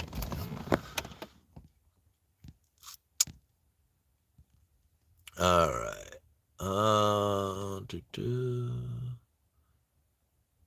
Just got Lynn Alden's Broken Money audio book. Should be good. Yeah, I believe my mom has read that just recently. My mom is the biggest fan of all these people. You wouldn't believe it. She is the biggest fan of all the macroeconomics people. All right. If you were Fed chairman, maybe you could accelerate QT and take the balance sheet to zero. I don't know. Like, I just like being the observer, it was just like understanding it from this level is actually better. Like, I don't think I want to really create any change in what they are doing. I want to create the change in which that people who actually want to change their view of what it is that's happening within the economy, to understand it in a way that comes more from the Fed's perspective, so that you can understand their strategy and then conduct yourself in a way that, basically like, makes you in control of it all. I mean, if you know what they're up to, if you know how they're doing it, then it's just like you're not surprised by anything. All these people are surprised the Fed failed and all this other stuff. And I'm listening to this and I'm like, you guys are nuts. Like, they didn't fail. They did exactly what they said that they were going to do. And they're still doing it. They didn't fail. They're succeeding 100%. Right. And I don't like it. Like, I don't like that idea. I don't like saying it. I don't like the idea. Right. But it ain't for me to like. It ain't for me to have an opinion of it. It is just for me to observe and say, hey, this is what's happening out here. And you better put yourself in a better position if you're going to try and take advantage of all this stuff. And now what it is that I do and what it is that you do is going to be very different. Right? Watching the crypto scammers slowly being good. Yeah. Has a good channel with great guests called New Gen Mindset Pod. Hey, right on, All Nighter. Thank you very much for posting that. So, the guy who wrote this book, he has a good channel. This is what All Nighter is saying. Has a good channel with great guests called New Gen Mindset Pod. So, New Gen being one word, mindset another word, pod. Very cool. Go check that out. I'm going to check it out too. The Schiff interview was amazing. It was amazing, wasn't it? I mean, I couldn't believe it. Like when it was all said and done and it was over, I'm like, holy moly. I was like, oh my God, that was so good. That was so good. I couldn't believe it. Like I'm sitting there talking with my assistant and I'm like, I was just like, that was one of the best interviews ever. And she was like, she agreed. She was like, oh my God, that's amazing. That dude is like incredibly intelligent. And I was just like, man, it was awesome. So anyway, um, yeah, it was really good. Can't believe it actually happened. Yeah, I can't. Like, guys, there's nothing that I don't believe can happen now. At all. Like there's it's so amazing to think because like there was a time in my life where I never thought anything would ever happen, and I thought I would just be a drunk ass loser for the rest of my life. I didn't think anything would ever happen in my life. Like I sat around feeling like I was waiting all the time. Heavy heavy weight on my shoulders, waiting for something, right? And, a lot of it was giving up drinking, right? And it took years. Like I gave up drinking and it didn't matter. Like I took years and years and years after I gave up drinking before anything really started to like be any kind of benefit to my life. Like all it did like was expose how angry and screwed up and messed up my thinking was, and I was just covering it up with alcohol. Like those first few years after I gave up drinking was not fun.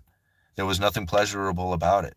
And, I mean, it was like every day was a struggle to not drink, and, once you kind of get through all that stuff and you're like, okay, well, man, I do have a pretty decent life going on.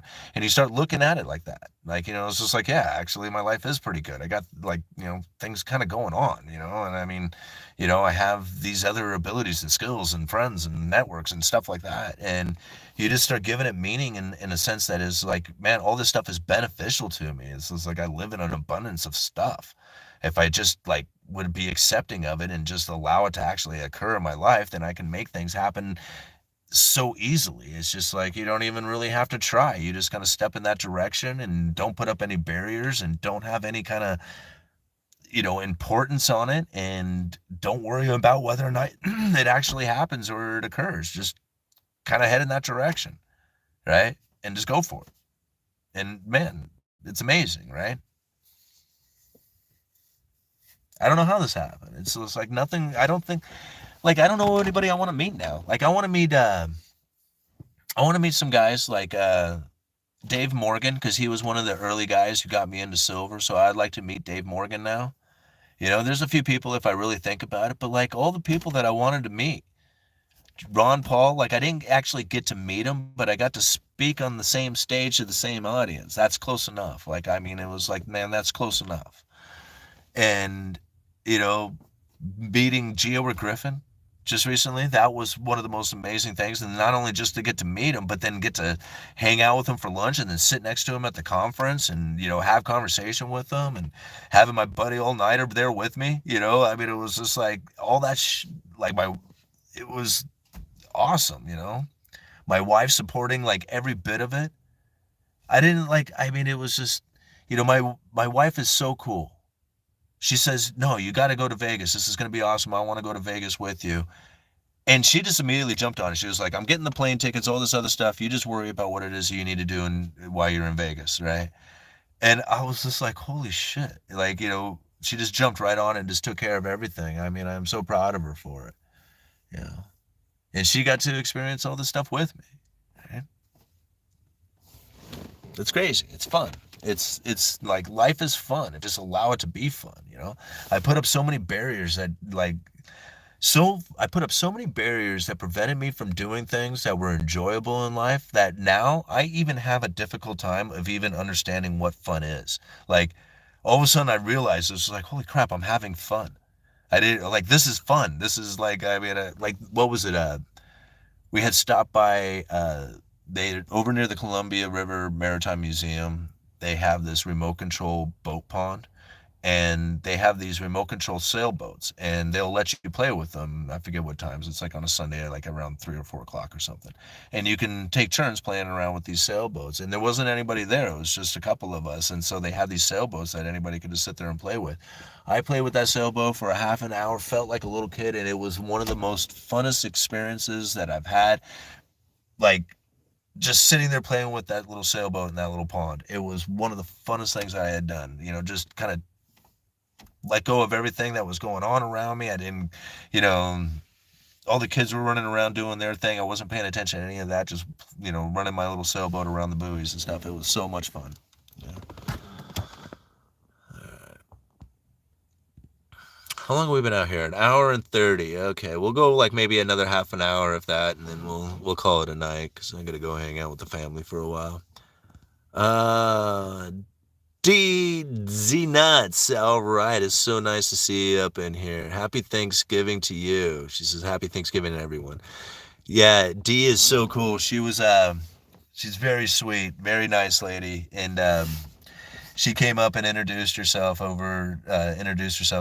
All Nighter and I at the Silver Symposium, and had a nice conversation. I think later on, if I remember right, I think All Nighter was hanging out and talking with them as well. So very nice lady. It was really nice meeting you too. So hopefully we get to meet again. All right. Come on, man. Tell people inflation will be very bad in 2024. Well, it can be. Watch the supply chain breakdown start to occur again, because it's already starting to happen within the manufacturing, and you see it in trucking. Like, trucking is a huge indicator of what's about ready to happen within the rest of the economy, because if it's not being shipped on a truck, then it's not going to land on a shelf because there's nothing being shipped, right? I mean, that's the problem. And so you can see it happening within the trucking industry right now, and soon you're going to start finding it happening within the shelves, is that there's going to be shortages out there. In fact, I was just reading where, like, what was it? I think we were importing beef or something like that. Now I think about that, is the United States, who is a major producer of food, becomes a consumer of food from the world, you know that the prices are really going to start going up. And it's the demand for the food around the world that's going to do it, that's going to create the shortage. We're not going to have a shortage of food. We're going to have food. America's going to have food all over the place. The only problem is it's going to be super, super expensive. And that's because of the shortages taken around the world. This is something that I see happening. Like, it's not going to happen in all food products at the exact same time. I should say that. It could happen into many products, but it's going to happen at different times, right? Because not everything is on the same timeline as everything else is, especially when it comes to like inflation scenarios. It's supply chain breakdowns, and so it's not a matter of fixing it just with adjustment of interest rates or something like that. It's a reestablishment of how these supply chains are going to operate from here on, right? If they could reestablish it, boom, right now, like they severed partnerships with global chains, right? Global partnerships got severed. Now they have to reestablish those things in new connections. When you think about like lumber, when the supply chain broke down and then they reestablished it, they reestablished essentially what was the already an existing supply chain.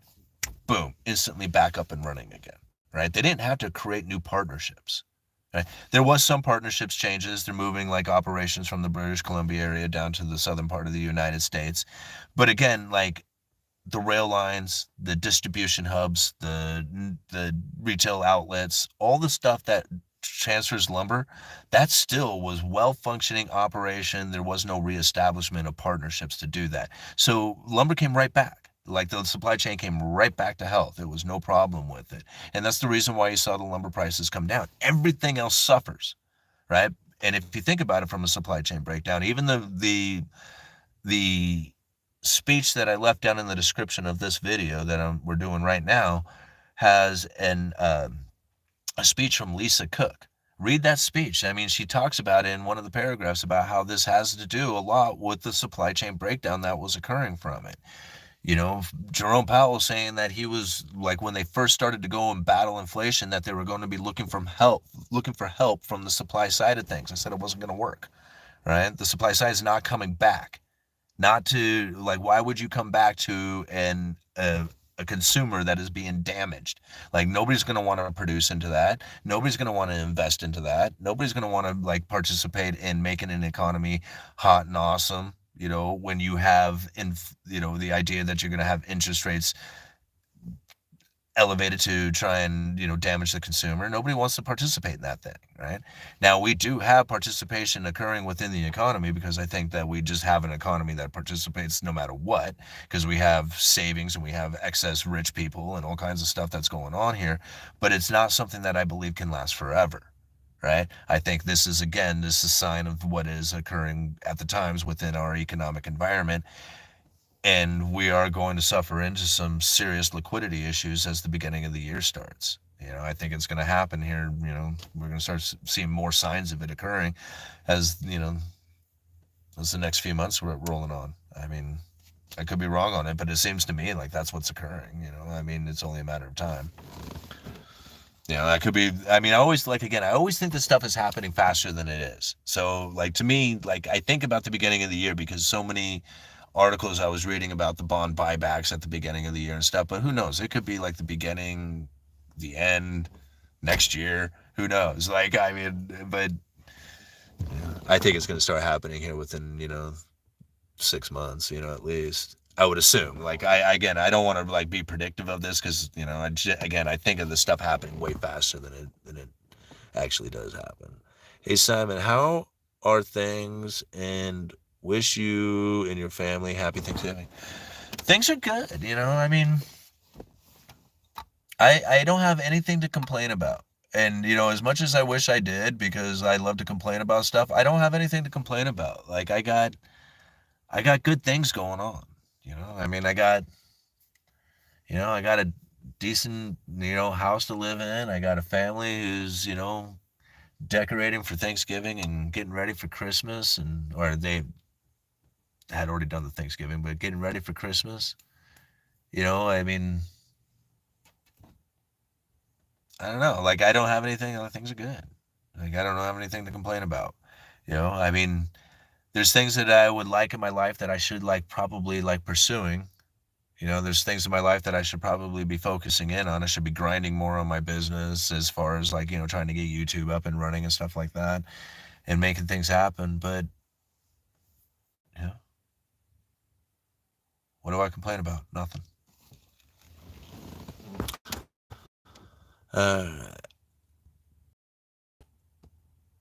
As long as I can stay in my room and have no forced human interactions, not live under perpetual stress of what others want, life is good. Chatbot Justin 2.0, that sounds depressive, bro. Get out. Go to the gym and go work out. It takes a while to understand what is of value. Wow, I totally agree, Maggie. What is value? Like, what is value? Value is just, it's all in what it is that you perceive. It's your opinion of something, right? I don't value a new Camaro. I really don't. I have absolutely, like, no, like, I look at a new Camaro and I think of it as just, like, as a bunch of wasted money. I really do. I want to drive it. I want to drive around. I want to look cool. I want to feel cool. I want to have a nice ride, because it feels good to be in a new sports car, and I want that experience. I don't know if I want to pay for it.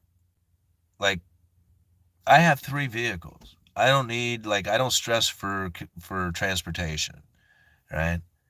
So I don't really value transportation. Like, I don't value a new car.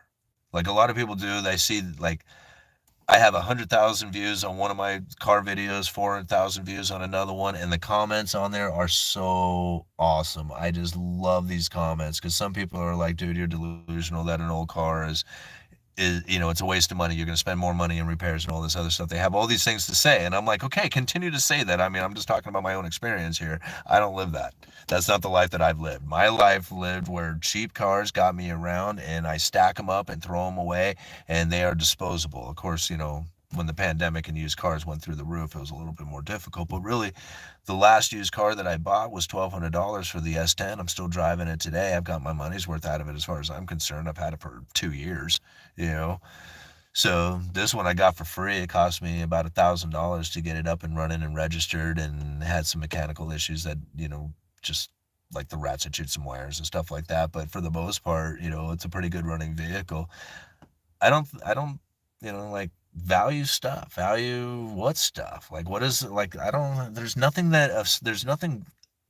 I can't think of anything that I could put in my hand that I would really value that much. Right? I really don't. I don't value stuff like that. I value a view. I want to have a view of something really pleasant to look at. I want good food, like that steak that I had at Hell's Kitchen, and I want decent music or entertainment of some sort, that kind of thing. Like those are the things that I value. That's what I want. I want an experience that is pleasant, at the moment. Outside of that, I don't know what else I'd want. Like everything else is just material bullshit that I just don't care about.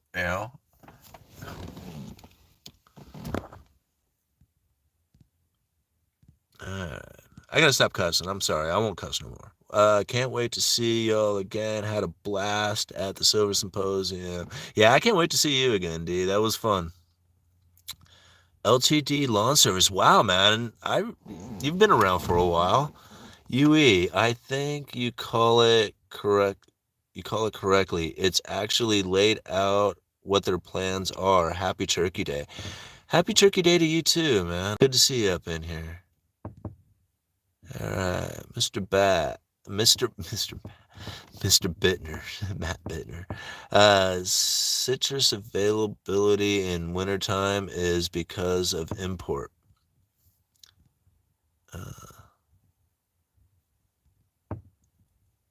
Okay, which is revolutionary, Bitcoin or blockchain?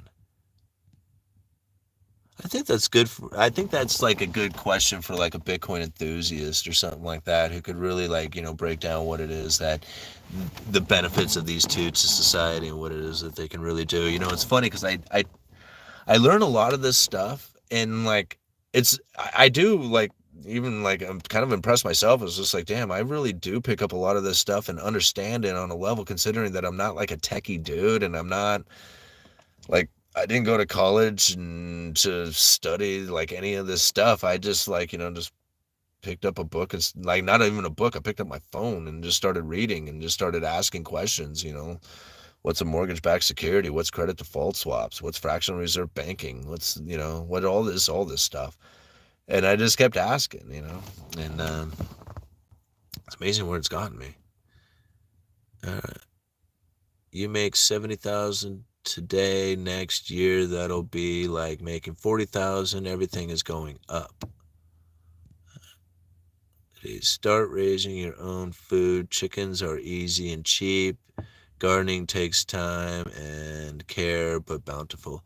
Yeah, we did pretty good with the garden. Like I said, I just did a tom, I just did a tom turkey and it was big. Like I got better than 30 pounds of meat. Somewhere between, I'm guessing between 30 and 35 pounds of meat off of this bird. It was just absolutely huge. And it was a tough one. It was, you kind of like became a friend almost. It was a little, like the chickens, you can't, like, you got like a bunch of broiler chickens running around. You can't tell the difference between any one of them. But like the turkey was like, yeah, come up like, hey, what's going on, man? What you up to? Where you going? Let's go walk around for a little bit.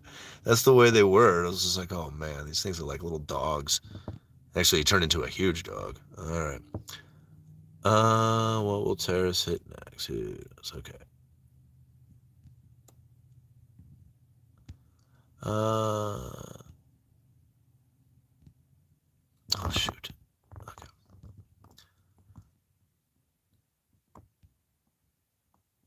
I'm trying to read these comments here. Okay. Legend. That's why these. owning real assets. All they seem to be bashing real assets, so it's just your stomach to stomach utility market. All right, let's see. Is there any questions for me here? Let me see if I can find one.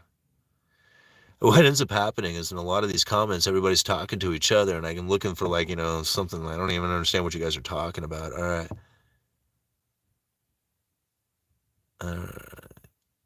My complaints are product of my expectations, the less realistic ones. All right, let's cruise down to the bottom here.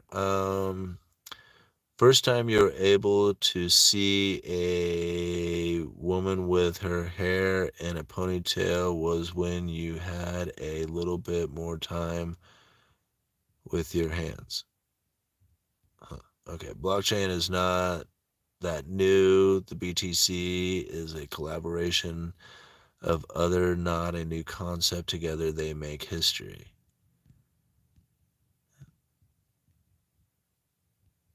I don't really understand the blockchain, but I think I could ease the blow. Oops. When the governments collapse, it could ease the blow when governments collapse. Yeah. Um, I think like blockchain and some of the like smart contracts and stuff like that, I think that they can create a situation in which that they just really become irrelevant. Like they aren't even really needed anymore. Especially when it comes to a lot of like court systems and contracts, like contract laws and enforcing contracts and stuff like that. If you have smart contracts going on, it's like it's going to take place regardless, right? No matter what you do, you don't have to go to somebody and say, "Hey, man, they didn't fulfill their contract. They owe me money or whatever." It's gonna happen no matter what, right? So that's kind of cool to think about. So you could like really eliminate a lot of like the issues that we have within our government just simply by having smart contracts, doing a lot of what, I feel is like probably would be unnecessary work at that point. Or just not even like unnecessary, just like, like there just be irrelevant. It wouldn't be needed anymore. So I think there's a lot of benefit that can come from it. But then at the same time, there's a lot of scary stuff that can come from it when it comes to government controls and things like that, when it comes to like smart contracts and blockchains and digital currencies and stuff. All right.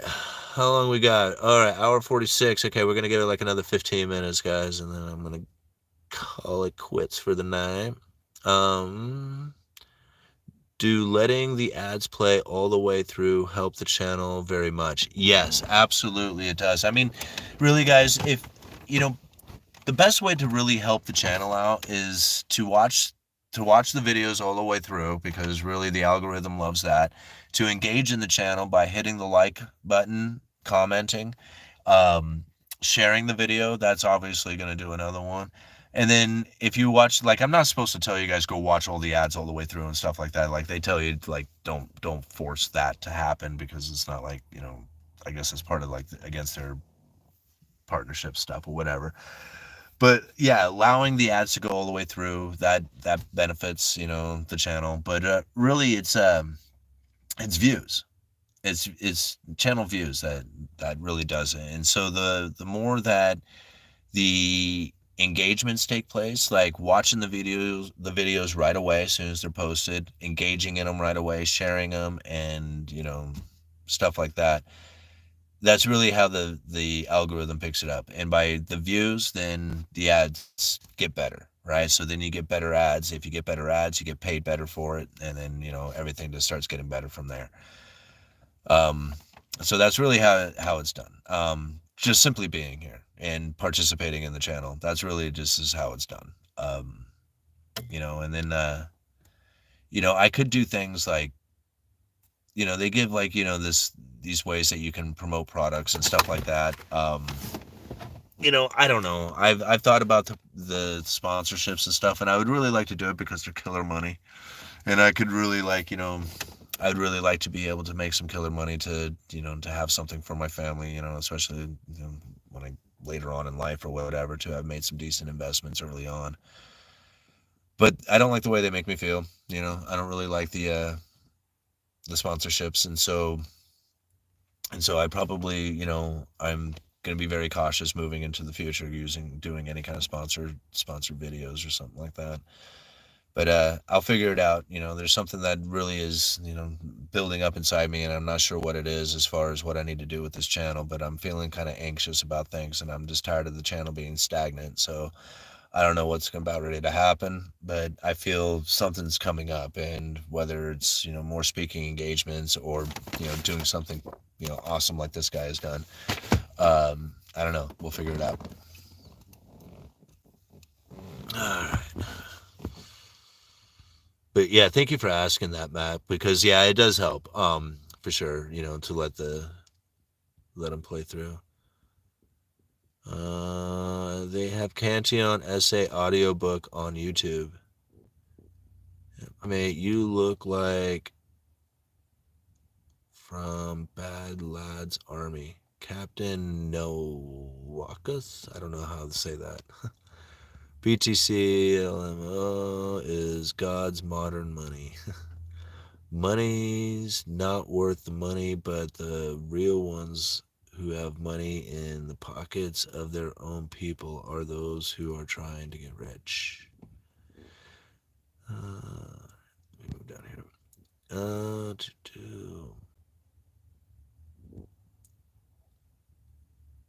Start talking about prepping. I don't know.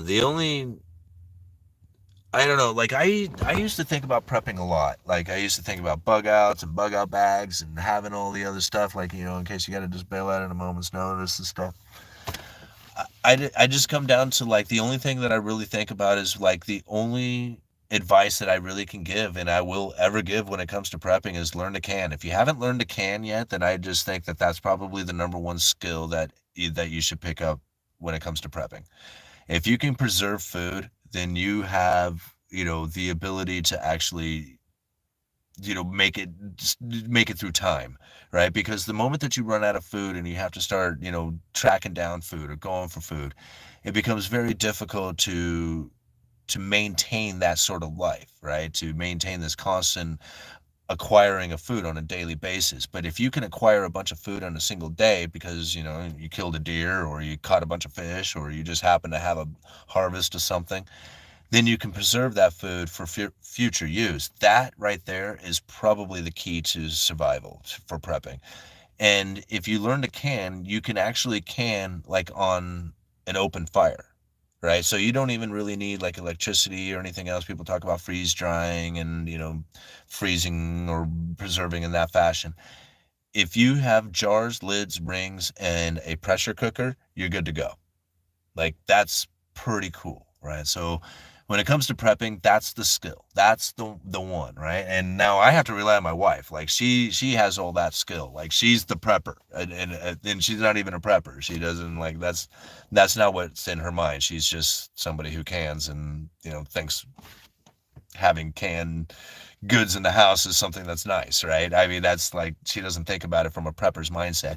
But in my mind, I know her skill, I know how valuable it is, and I think to myself, man, that right there is like most people don't have that, right? Like a lot of people know how to acquire something, but they don't know how to keep it, right? Or preserve it like that. And that's incredibly important. Hey, thank you very much for the $5 SGD or no, I'm sorry, of SGD. What is that one? I can't remember. But this is from P5K Psalms. Simon, no need to put your family through hard times. For ungrateful viewers, these people never paid you for dropping info, but came after you for making money. Yeah, yeah, a lot of people did. You're right. I mean, I got a lot of like, backlash calling me a sellout and all kinds of stuff, and it really was. I mean, like I didn't give a shit about these damn silver stock company, whatever they were. I mean, I don't even know. But it was like the money was really good, right? And it's a 10-minute video and you didn't have to watch it. And I not trying to say anything about it, but I was hoping people wouldn't watch it. And unfortunately, because a lot of people didn't watch it, they don't really offer it up because they really want to see you make like a lot of views off of these videos and off these sponsorships. And I think really honestly, because I felt weird about doing the sponsored videos, the videos came off as weird and they were off-putting and they weren't very good. Like I don't think people really enjoyed that. So to me, like it's not worth it. Like the money can come from other ways. There's money everywhere, right? Money flies everywhere, and it's not hard to get it. It really isn't. Like, I mean, it's hard to get it if you just don't go out and get it. Like, taking sponsorships because it was easy money and it was good it was good. But I'm just justifying it, I guess. There's other ways to make money out there, like these awesome super chats that are coming in. Thank you so much, man. I can't see it. It's like Flatto dude. Thank you for the $9.99, man. Random question: have you ever had stitches? Why? Yeah. I don't know if you can see it. I don't know if you can see it. There's a scar on my arm. You can't see it though. I don't know. Maybe you can see it on there. There's a scar right here on my arm that I was climbing over a fence when I was like, I don't know, 8 or 9 years old. And as I was climbing over the top of the fence, I had slipped, and one of the wires from the fencing was sticking up there, and I caught my arm on it and ripped a big hole through my arm, and I went and got stitches for that. And then another time, I don't want to tell that story. I fell down and busted my knee and had to get stitches on that one. But because I was up in the woods and couldn't really come out of the woods that night, I had busted my knee that night, and I stayed up in the woods and came home the next morning, and it was terribly infected. And so, yeah, that was. I'll tell that story another time. That's for AA. That's for AA meeting. Yeah, it's a terrible story. All right. Thanks for the $9.99, man. I really appreciate it. You guys are really awesome, and I really appreciate the support. Yui, where do I acquire one of these wives? Okay, that's a very interesting question, man, because I've been my wife is quite unique. She is one of the most awesome people in the entire world, and how it is that she ended up sticking it out with me, and how it is, we actually ended up sticking it out with each other, because it wasn't easy, like I listened to a lot of people talk about why it is that they broke up or why they separated and how come it is just didn't work out and stuff like that. And I think to myself, and I'm like, wow, my wife and I went through way worse than that. Like way worse. What you guys are talking about, that ain't nothing. That ain't nothing compared to what we went through, like what we did, and the crap and hell and all the other stuff that went with it, and things that you shouldn't be doing with people, and you probably shouldn't have stuck it out, and all the other crap that went with it. We went through all that. Like, we went through a bunch of shit. And I mean, it was bad, right? And why we stuck it out together, I don't know, because there was times when we really shouldn't. There was just times where it was just like, what are we doing here? This is ridiculous, right? And then time moves on and things change, I mean, this is 30 years, right? 30 years going on with my wife. We got together when we were in high school. So how do you find one, right? How do you find this thing? I don't know, right? We were back in high school. We didn't know what we were doing. We shouldn't have been together this whole time. We went through a hell of a misery and bullshit and all kinds of stuff that ever happened to it, and now here we are today. Really enjoy each other. Like on a scale like unlike anything we've ever experienced. We talk about it all the time. It's like amazing, right? How did we even get here? We didn't even really like each other at one point, I mean, I'm sure we did, but it just, what I'm saying? It just didn't feel that way. So, it comes down to being in your position, right? She wants to be the wife and the mother and the family and the stuff. She wants that. Okay. Um, I got to do that. I got to be the man and provide that and do all the things that, that's supposed to be there. People say, it's just like, oh, we got to equal compromise and all this other. No, it's not like that at all. It's not like that at all. All the equal compromising stuff led us to misery and hell. It was a bunch of shit. She wants to be in that feminine energy. I want to be in the masculine energy. It works out perfect. And because we have taken on those roles and we have taken on those positions, we actually have communication in life and enjoyment the way that we are naturally supposed to be. That's how you do it. It's amazing, right? We didn't don't I don't know. Maybe you got to go through 25 years of crap to figure out that, hey man, you really are with the person you really need to be with. Maybe that's what it is, right? That's how you learn it is you gotta suffer through, like, and not all 25 years was crap. There was wonderful times, right? I'm not trying to say that. I'm just saying there was moments in there that it got really difficult, right? And it's easier to remember bad times than it is necessarily to remember all the good times that come with it, right? So you focus in on some of those things, but ultimately that's really what it comes down to. And I'm gonna go read this comment here, this super chat. All right. LTD Lawn Service, thank you so much for that $20, man. Very cool. For years of info, but I hate the Fed. No, I agree. I hate the Fed, man. I mean, I'm not trying to promote them as something that you should like enjoy. Like, the Fed is not something that is your friend. They're not there to like benefit your life. They are not a good organization. None of that stuff, right? But then also, I'm not taking on the meaning that, these guys are damaging me. I don't believe in them hurting me. I don't believe in that kind of stuff either, because if you take on that belief, then that's exactly what happens. You can dislike them and hate them and all that other stuff. And I mean, to me, like, I really don't care. Like, it's just like they are what they are. This is what it is, and it's just like there's nothing I can do to really change that, except for to conduct myself in a way that I feel is most appropriate to the information that I have gathered. So. Thank you for the $20 too, man. It's very cool. Very insightful, you. Well, thank you, Maggie. I don't want to be like I don't know. Like, I don't know how people are supposed to have relationships or anything else like that. Like, I don't know. Like, I again, like, I watch some of the behaviors out there, and I think about the psychological aspects of some of the things that people are doing, especially like the rise of loneliness in this country is just unreal. 50% of men between 18 and 30, I got that right? 50% of them haven't had sexual experience with a partner in their entire life, or at least in the last year. But we're talking like virgins, 50% of males.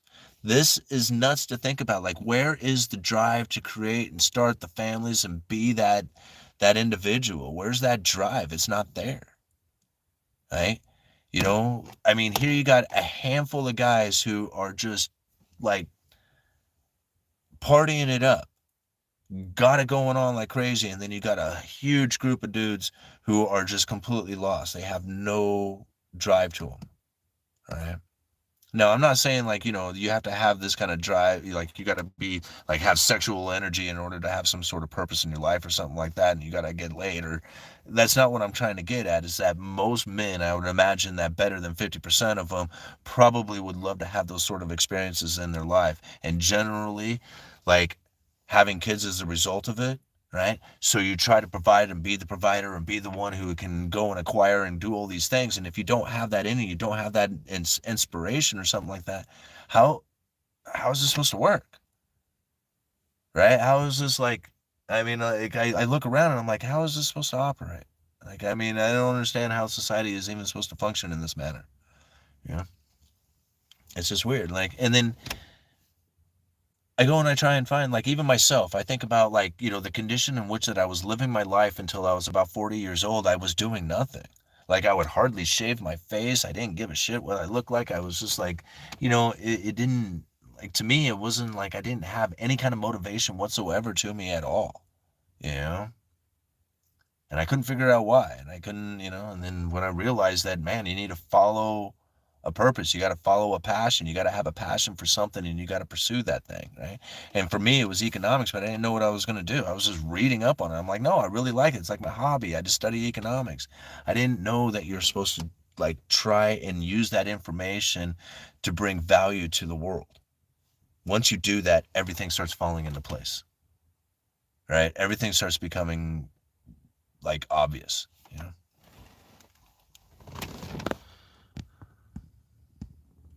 What a great night tonight, guys. Let's give it just like one more question or whatever, and then I'm gonna head in because it's getting late and I want to go hang out with the family for a little bit, even though they're probably all in there watching a movie and falling asleep or whatever. But still, you know, cash has short-term value for the next few years, in my opinion, with an inflationary opportunity cost. Yeah, I agree. Like, I mean, being in a cash position is a very tricky one to consider. Like, nobody really knows exactly what's going to happen coming into the future. So it's like, you know, you're really taking your chances. Like, you know, it's like, you know, everybody was like, cash is trash or whatever. And you're like, yeah, but I'm thinking buying opportunities are coming, you know, and so you got to be in cash if that's going to be the case. Excuse me, if that's going to be the case. It's sad everything is transactions. All right. Maggie, let's see here. They think they can't live up to their avatar, but they don't realize they are more than their avatar. I stopped trying to predict what will happen. Nothing makes much sense anymore to me. And so that's probably the greatest thing that you could have done, right? Forget about outcome. Who cares about outcome? Let go of it. It doesn't matter anymore what the outcome is. I don't care about the outcome, right? You know, I want to be successful. I want all $1 million. I want all this stuff, right? You know, I mean, you can put all this list of stuff together that says I want all these things, and I guarantee you, if you focus in on it hard and you start pursuing it very difficult, you know, you're going to find it difficult. Just let it go. Just pursue the things that you know what it's going to take in order to be successful, like following your passion, following, you know, like your work, making, like, even, it doesn't matter what you do. Like, even if you're a dishwasher or something like that, wash the dishes as awesome as you can. Be like the best dishwasher ever, right? You start being the best dishwasher ever, then you're going to find other things in your life are going to start being the best ever, right? You know, the way you do one thing is the way you do everything. It's all comes together that way. So it's like anybody can do this, as far as, like, you know, shifting yourself away from, you know, depressive states into accomplishments. And all it really takes is just just a shift in the way that you give meaning to stuff, you know? Anyway, moving on. Okay. Women want successful men if you are not like your hand. If you're not like your hand. Women want successful men. No. Hold on. No, they don't. Successful men have an opportunity to attract women, but that's not what they want, right? Women want to feel.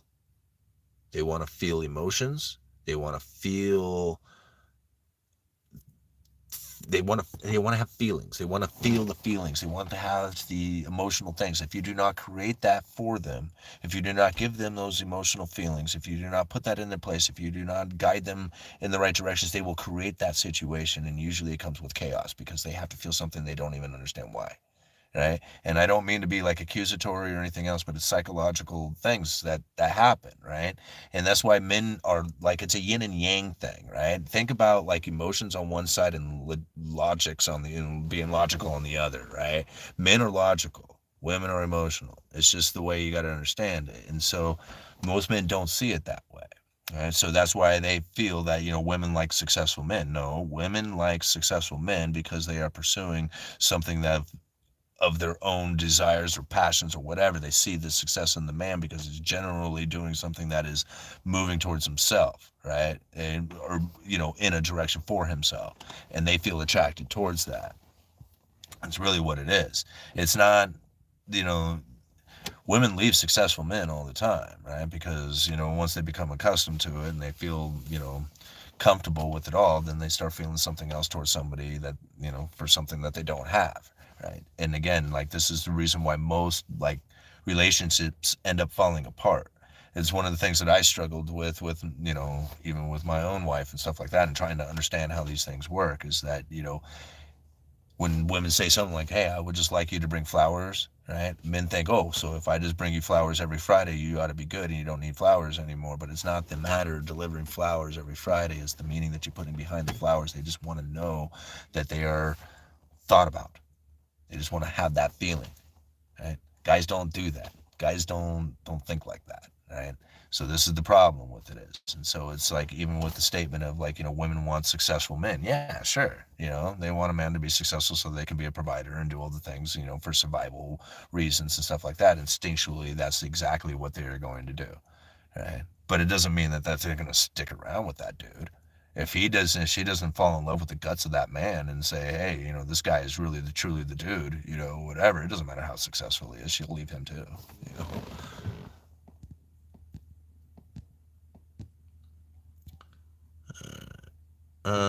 They want someone that can protect them.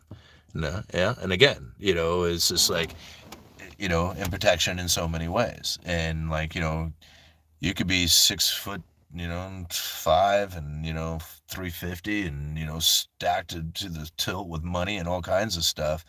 But, if she finds you weak in emotional ways, like you can't, hold your stuff together, you can't, sitting there and just pouring out your feelings constantly or whatever, she's going to find you a weak individually, mentally and emotionally and stuff like that. She'll leave you there, even though you're a big, tough dude, right? Because you can't protect her. Like, she needs a man who's going to be able to stand up there and say, no, man, this is tough times and we're going to hold our shit together while you go ahead and cry. I'm going to, like, make sure that this stuff is going on because I understand that you're emotional, but I'm logical and I need to go back to work, right? And make this stuff happen, right? I understand that this is tough on you and we're going to get through it, right? But if the man falls into that position, then she's going to be like, great, now I have to stand up, right? I have to want to be strong. I'm the one who's going to have to be supportive of you. I'm going to want to stepping into the masculine position. You think that's going to work out very well? Of course not, right? That's going to be the separation between them. That's why, that's why most relationships fall apart. And again, like, I don't know any of this stuff. Like, I'm not a psychologist. I don't know. Like, I don't know how it is that I know this stuff, all right?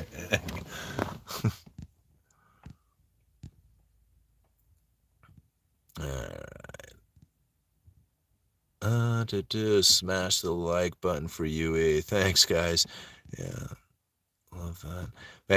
Maggie, I'm glad you appreciate it. Like, I hope I'm not being offensive or anything like that. Like, I don't really care if I'm being offensive because I'm really out of my wheelhouse on this stuff. Like, I am just kind of talking from the experiences that I have had and the things that I have learned and the things that I've, like, recently come across from just even my own studies and stuff like that. It's a strange world out there. I mean, I tell you, I wouldn't want to be single. I mean, good Lord. Yeah, I mean, holy moly. Alright. Blue collar stacker, do you think gold and silver will always be the question? I'm thinking about selling. Listen, I don't know. Everybody has to make their purchases for their reasons. Like, I'm not one to give advice on what it is that you need to do with your money. Like, everybody has to make that decision for themselves. I know that the one time that I was, like, really broke and my car was broken down and I had no way of getting to work, having a box of silver absolutely saved me. Like, I was able to pull out 165 ounces of silver, trade it over for a vehicle, and I was back on the road again. That right there tells me that I should always be in possession of silver, right? At least some of it, right? So for an insurance policy. So that's my feelings towards it. I will not give that up. I will only stack. I will not give up, right? Any of my silver unless I absolutely have to. And when I did, I was thankful that I did have it. So I wouldn't sell no matter what. And that's me personally. I'm not telling you. Like, you do you, but I'm not going to sell. I'm assuming because you want to better your situation. Oh, you guys are talking there. Okay. Thanks, Huey. Happy Thanksgiving to you and yours. Go Lions, Cappy. Dishes. Oh, hey, there's my wife right now. Caveman, you just need to be tired of being tired. Oh, we talking about quitting drinking? Uh, all right, guys. Yeah, thanks for letting me talk um, about that stuff earlier. I know this is kind of weird and it's a little bit out of like, what I normally talk about, but it's the truth, and I tell you, and not just because she happens to be on here right now, I really do love my wife and the things that we have gone through, some of the things that have been very difficult to try and get through, to say like, how it is that we were able to stick it out, but it was worth it in the end, right? And I don't know how many other people can say that. Like, I don't know how many other people would, you know, who would be willing to put up with, like, put up with me, as far as that length of time in order to get to where we are today. But it's an amazing experience. I'm only looking forward to what the future has, and I'm not like there was a time when I was just like, I used to dread it. I used to be like, man, what is going to be here? What's going to happen? Now it's like, it's nothing but like, like excitement, it's like, I don't even know, it's just like, I just can't wait to see what it is.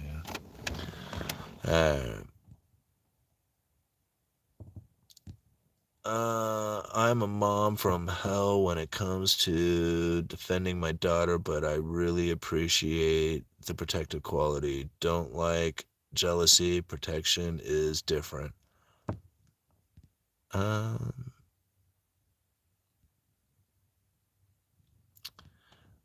Somebody wants to quit. Yeah, quitting isn't easy. Okay. Jeez, I said I was gonna quit too. Okay.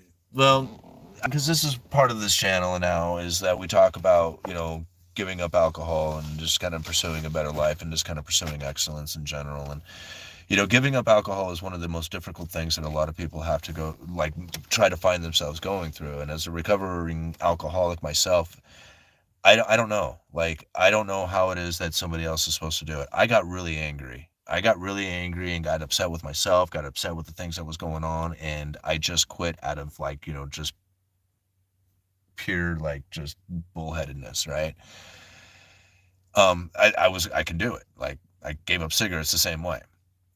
And so, like, I have the willpower to do it, but what ends up coming from it is a lot of pain and misery, right? And that if you don't actually go through a process of giving up alcohol, and a lot of it is like the mental process of it, you got to go and you got to understand what is happening to you, why you're feeling the way you're feeling, and discussing some of the things inside of, like, the rooms, like AA meetings and stuff like that, is really the only way you're going to ever really get this stuff out and understand it.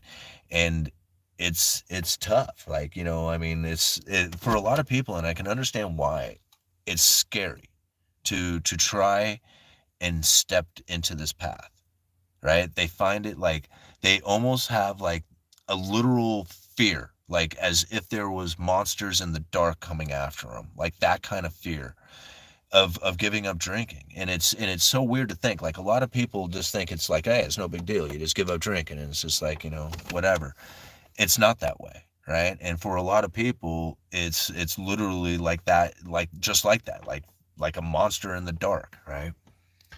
And so trying to do something like go into an AA meeting is like, it's like, literally telling them to go walk into a dark room that is full of monsters, right? That is going to tear them up, that is going to, like, expose every little dirty thing that they have ever done, and that it's going to make them, like the laughing stock, and everybody's going to be like treating them like, whatever.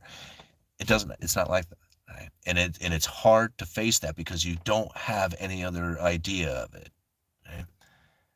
And so, like, facing that part of it is probably one of the biggest challenges, right? It's just literally trying to face that fear of what it is that you're about ready to experience by going into sobriety, and facing that fear head on, like, and just going into it. Because I tell you, it's not that scary. It's really not. Like, you get into it and you're like, oh, This is what it's about? This is boring. This is like, it's like I'm used to drinking where I'm really excited all the time and stimulated and dopamines and all the other stuff like that goes on. And this is boring, right? This is not scary, right? It's as boring, but it's also really awesome because the more you do it, the more excited you get about it. And all of a sudden, it's not boring, it is exciting. And you're enjoying your sobriety and you're enjoying the new realities of your life and the great things that are coming from it, right? And it all came from being super scared to even start it. Like starting a better life is scary. It's hard to think, right? But that's the way it is, especially if you're heavy into alcohol, or any drugs, I would imagine. All right. Being sober is hard because the world is brutal and drugs are the path of least resistance to a way out. Well, that's the way I saw it too. That's exactly the way I felt about it, and I would chase away the frustrations and insecurities and everything that I had going on in my life. I would, drink it all away. But, what ends up happening from it is that you end up lowering your vibration, right? And this is what I'm talking about. Like a lot of people laugh at me and they're like, dude, don't get into the dark triad shit, whatever. When you're drinking, when you're smoking weed, when you're doing these things, you lower your vibration. It comes down. And when you lower your vibration down, negative things start happening within your life. When you start to remove that, even though it doesn't feel like you've elevated your vibration because you're in depression and you got all this resentment and all this other stuff, but as you start to let that stuff go, you start to elevate your vibration. And then when those vibrations start to elevate, the things within the world that are carrying those high vibrations start to magnetize towards you. And this is the reason why it works so well, is because a lot of people, they'll give up drinking, they'll just stay depressed and be pissed off at the world. It doesn't work for them, right? Because they're still in that low vibration. It doesn't matter that they gave up drinking. But when you get out of that and you say, man, I do get to enjoy the world. Sailing boats on this little pond here, those remote control boats, is fun. It's actually fun. Enjoy the fun, right? These are the things that start to happen. And then pretty soon, good things start to happen within your life, right? And then pursuing passion, that's important. Like figuring out find your passion, whatever it is, and then pursue it. Like do it well, enjoy it, teach other people, like bring value to the world. And then man, everything's really starts to come into place. And it all starts with like literally facing your fear of like, man, what is it going to be like to not drink tomorrow? Holy moly. I remember that to me was like the biggest thing. Is like, okay, I can't give it up tomorrow. I'll give it up the next day. Right. Well, or maybe the day after that. Like, these are the things that I would tell myself because it was too scary to try and give it up. All right. Richard, so many guys I worked with retired and died from drinking. I thought, wow, all those years for what? Yeah. And that's kind of one of the things that I was seeing. Thanks, Huey. This has been inspiring. Well, thank you, Maggie. I appreciate you guys being here. I appreciate everybody being here. We got 137 people in here right now with 200 likes. And yeah, that was one of the things that I was fearing, myself. It's like I wasn't fearing giving up. I was fearing of continuing. I was just like, I don't know. Like, what am I going to do next month? Like next month, I don't know what I'm going to do. Like as far as bills, as far as like food, every day it was just like, I'm like sitting there and I'm like going,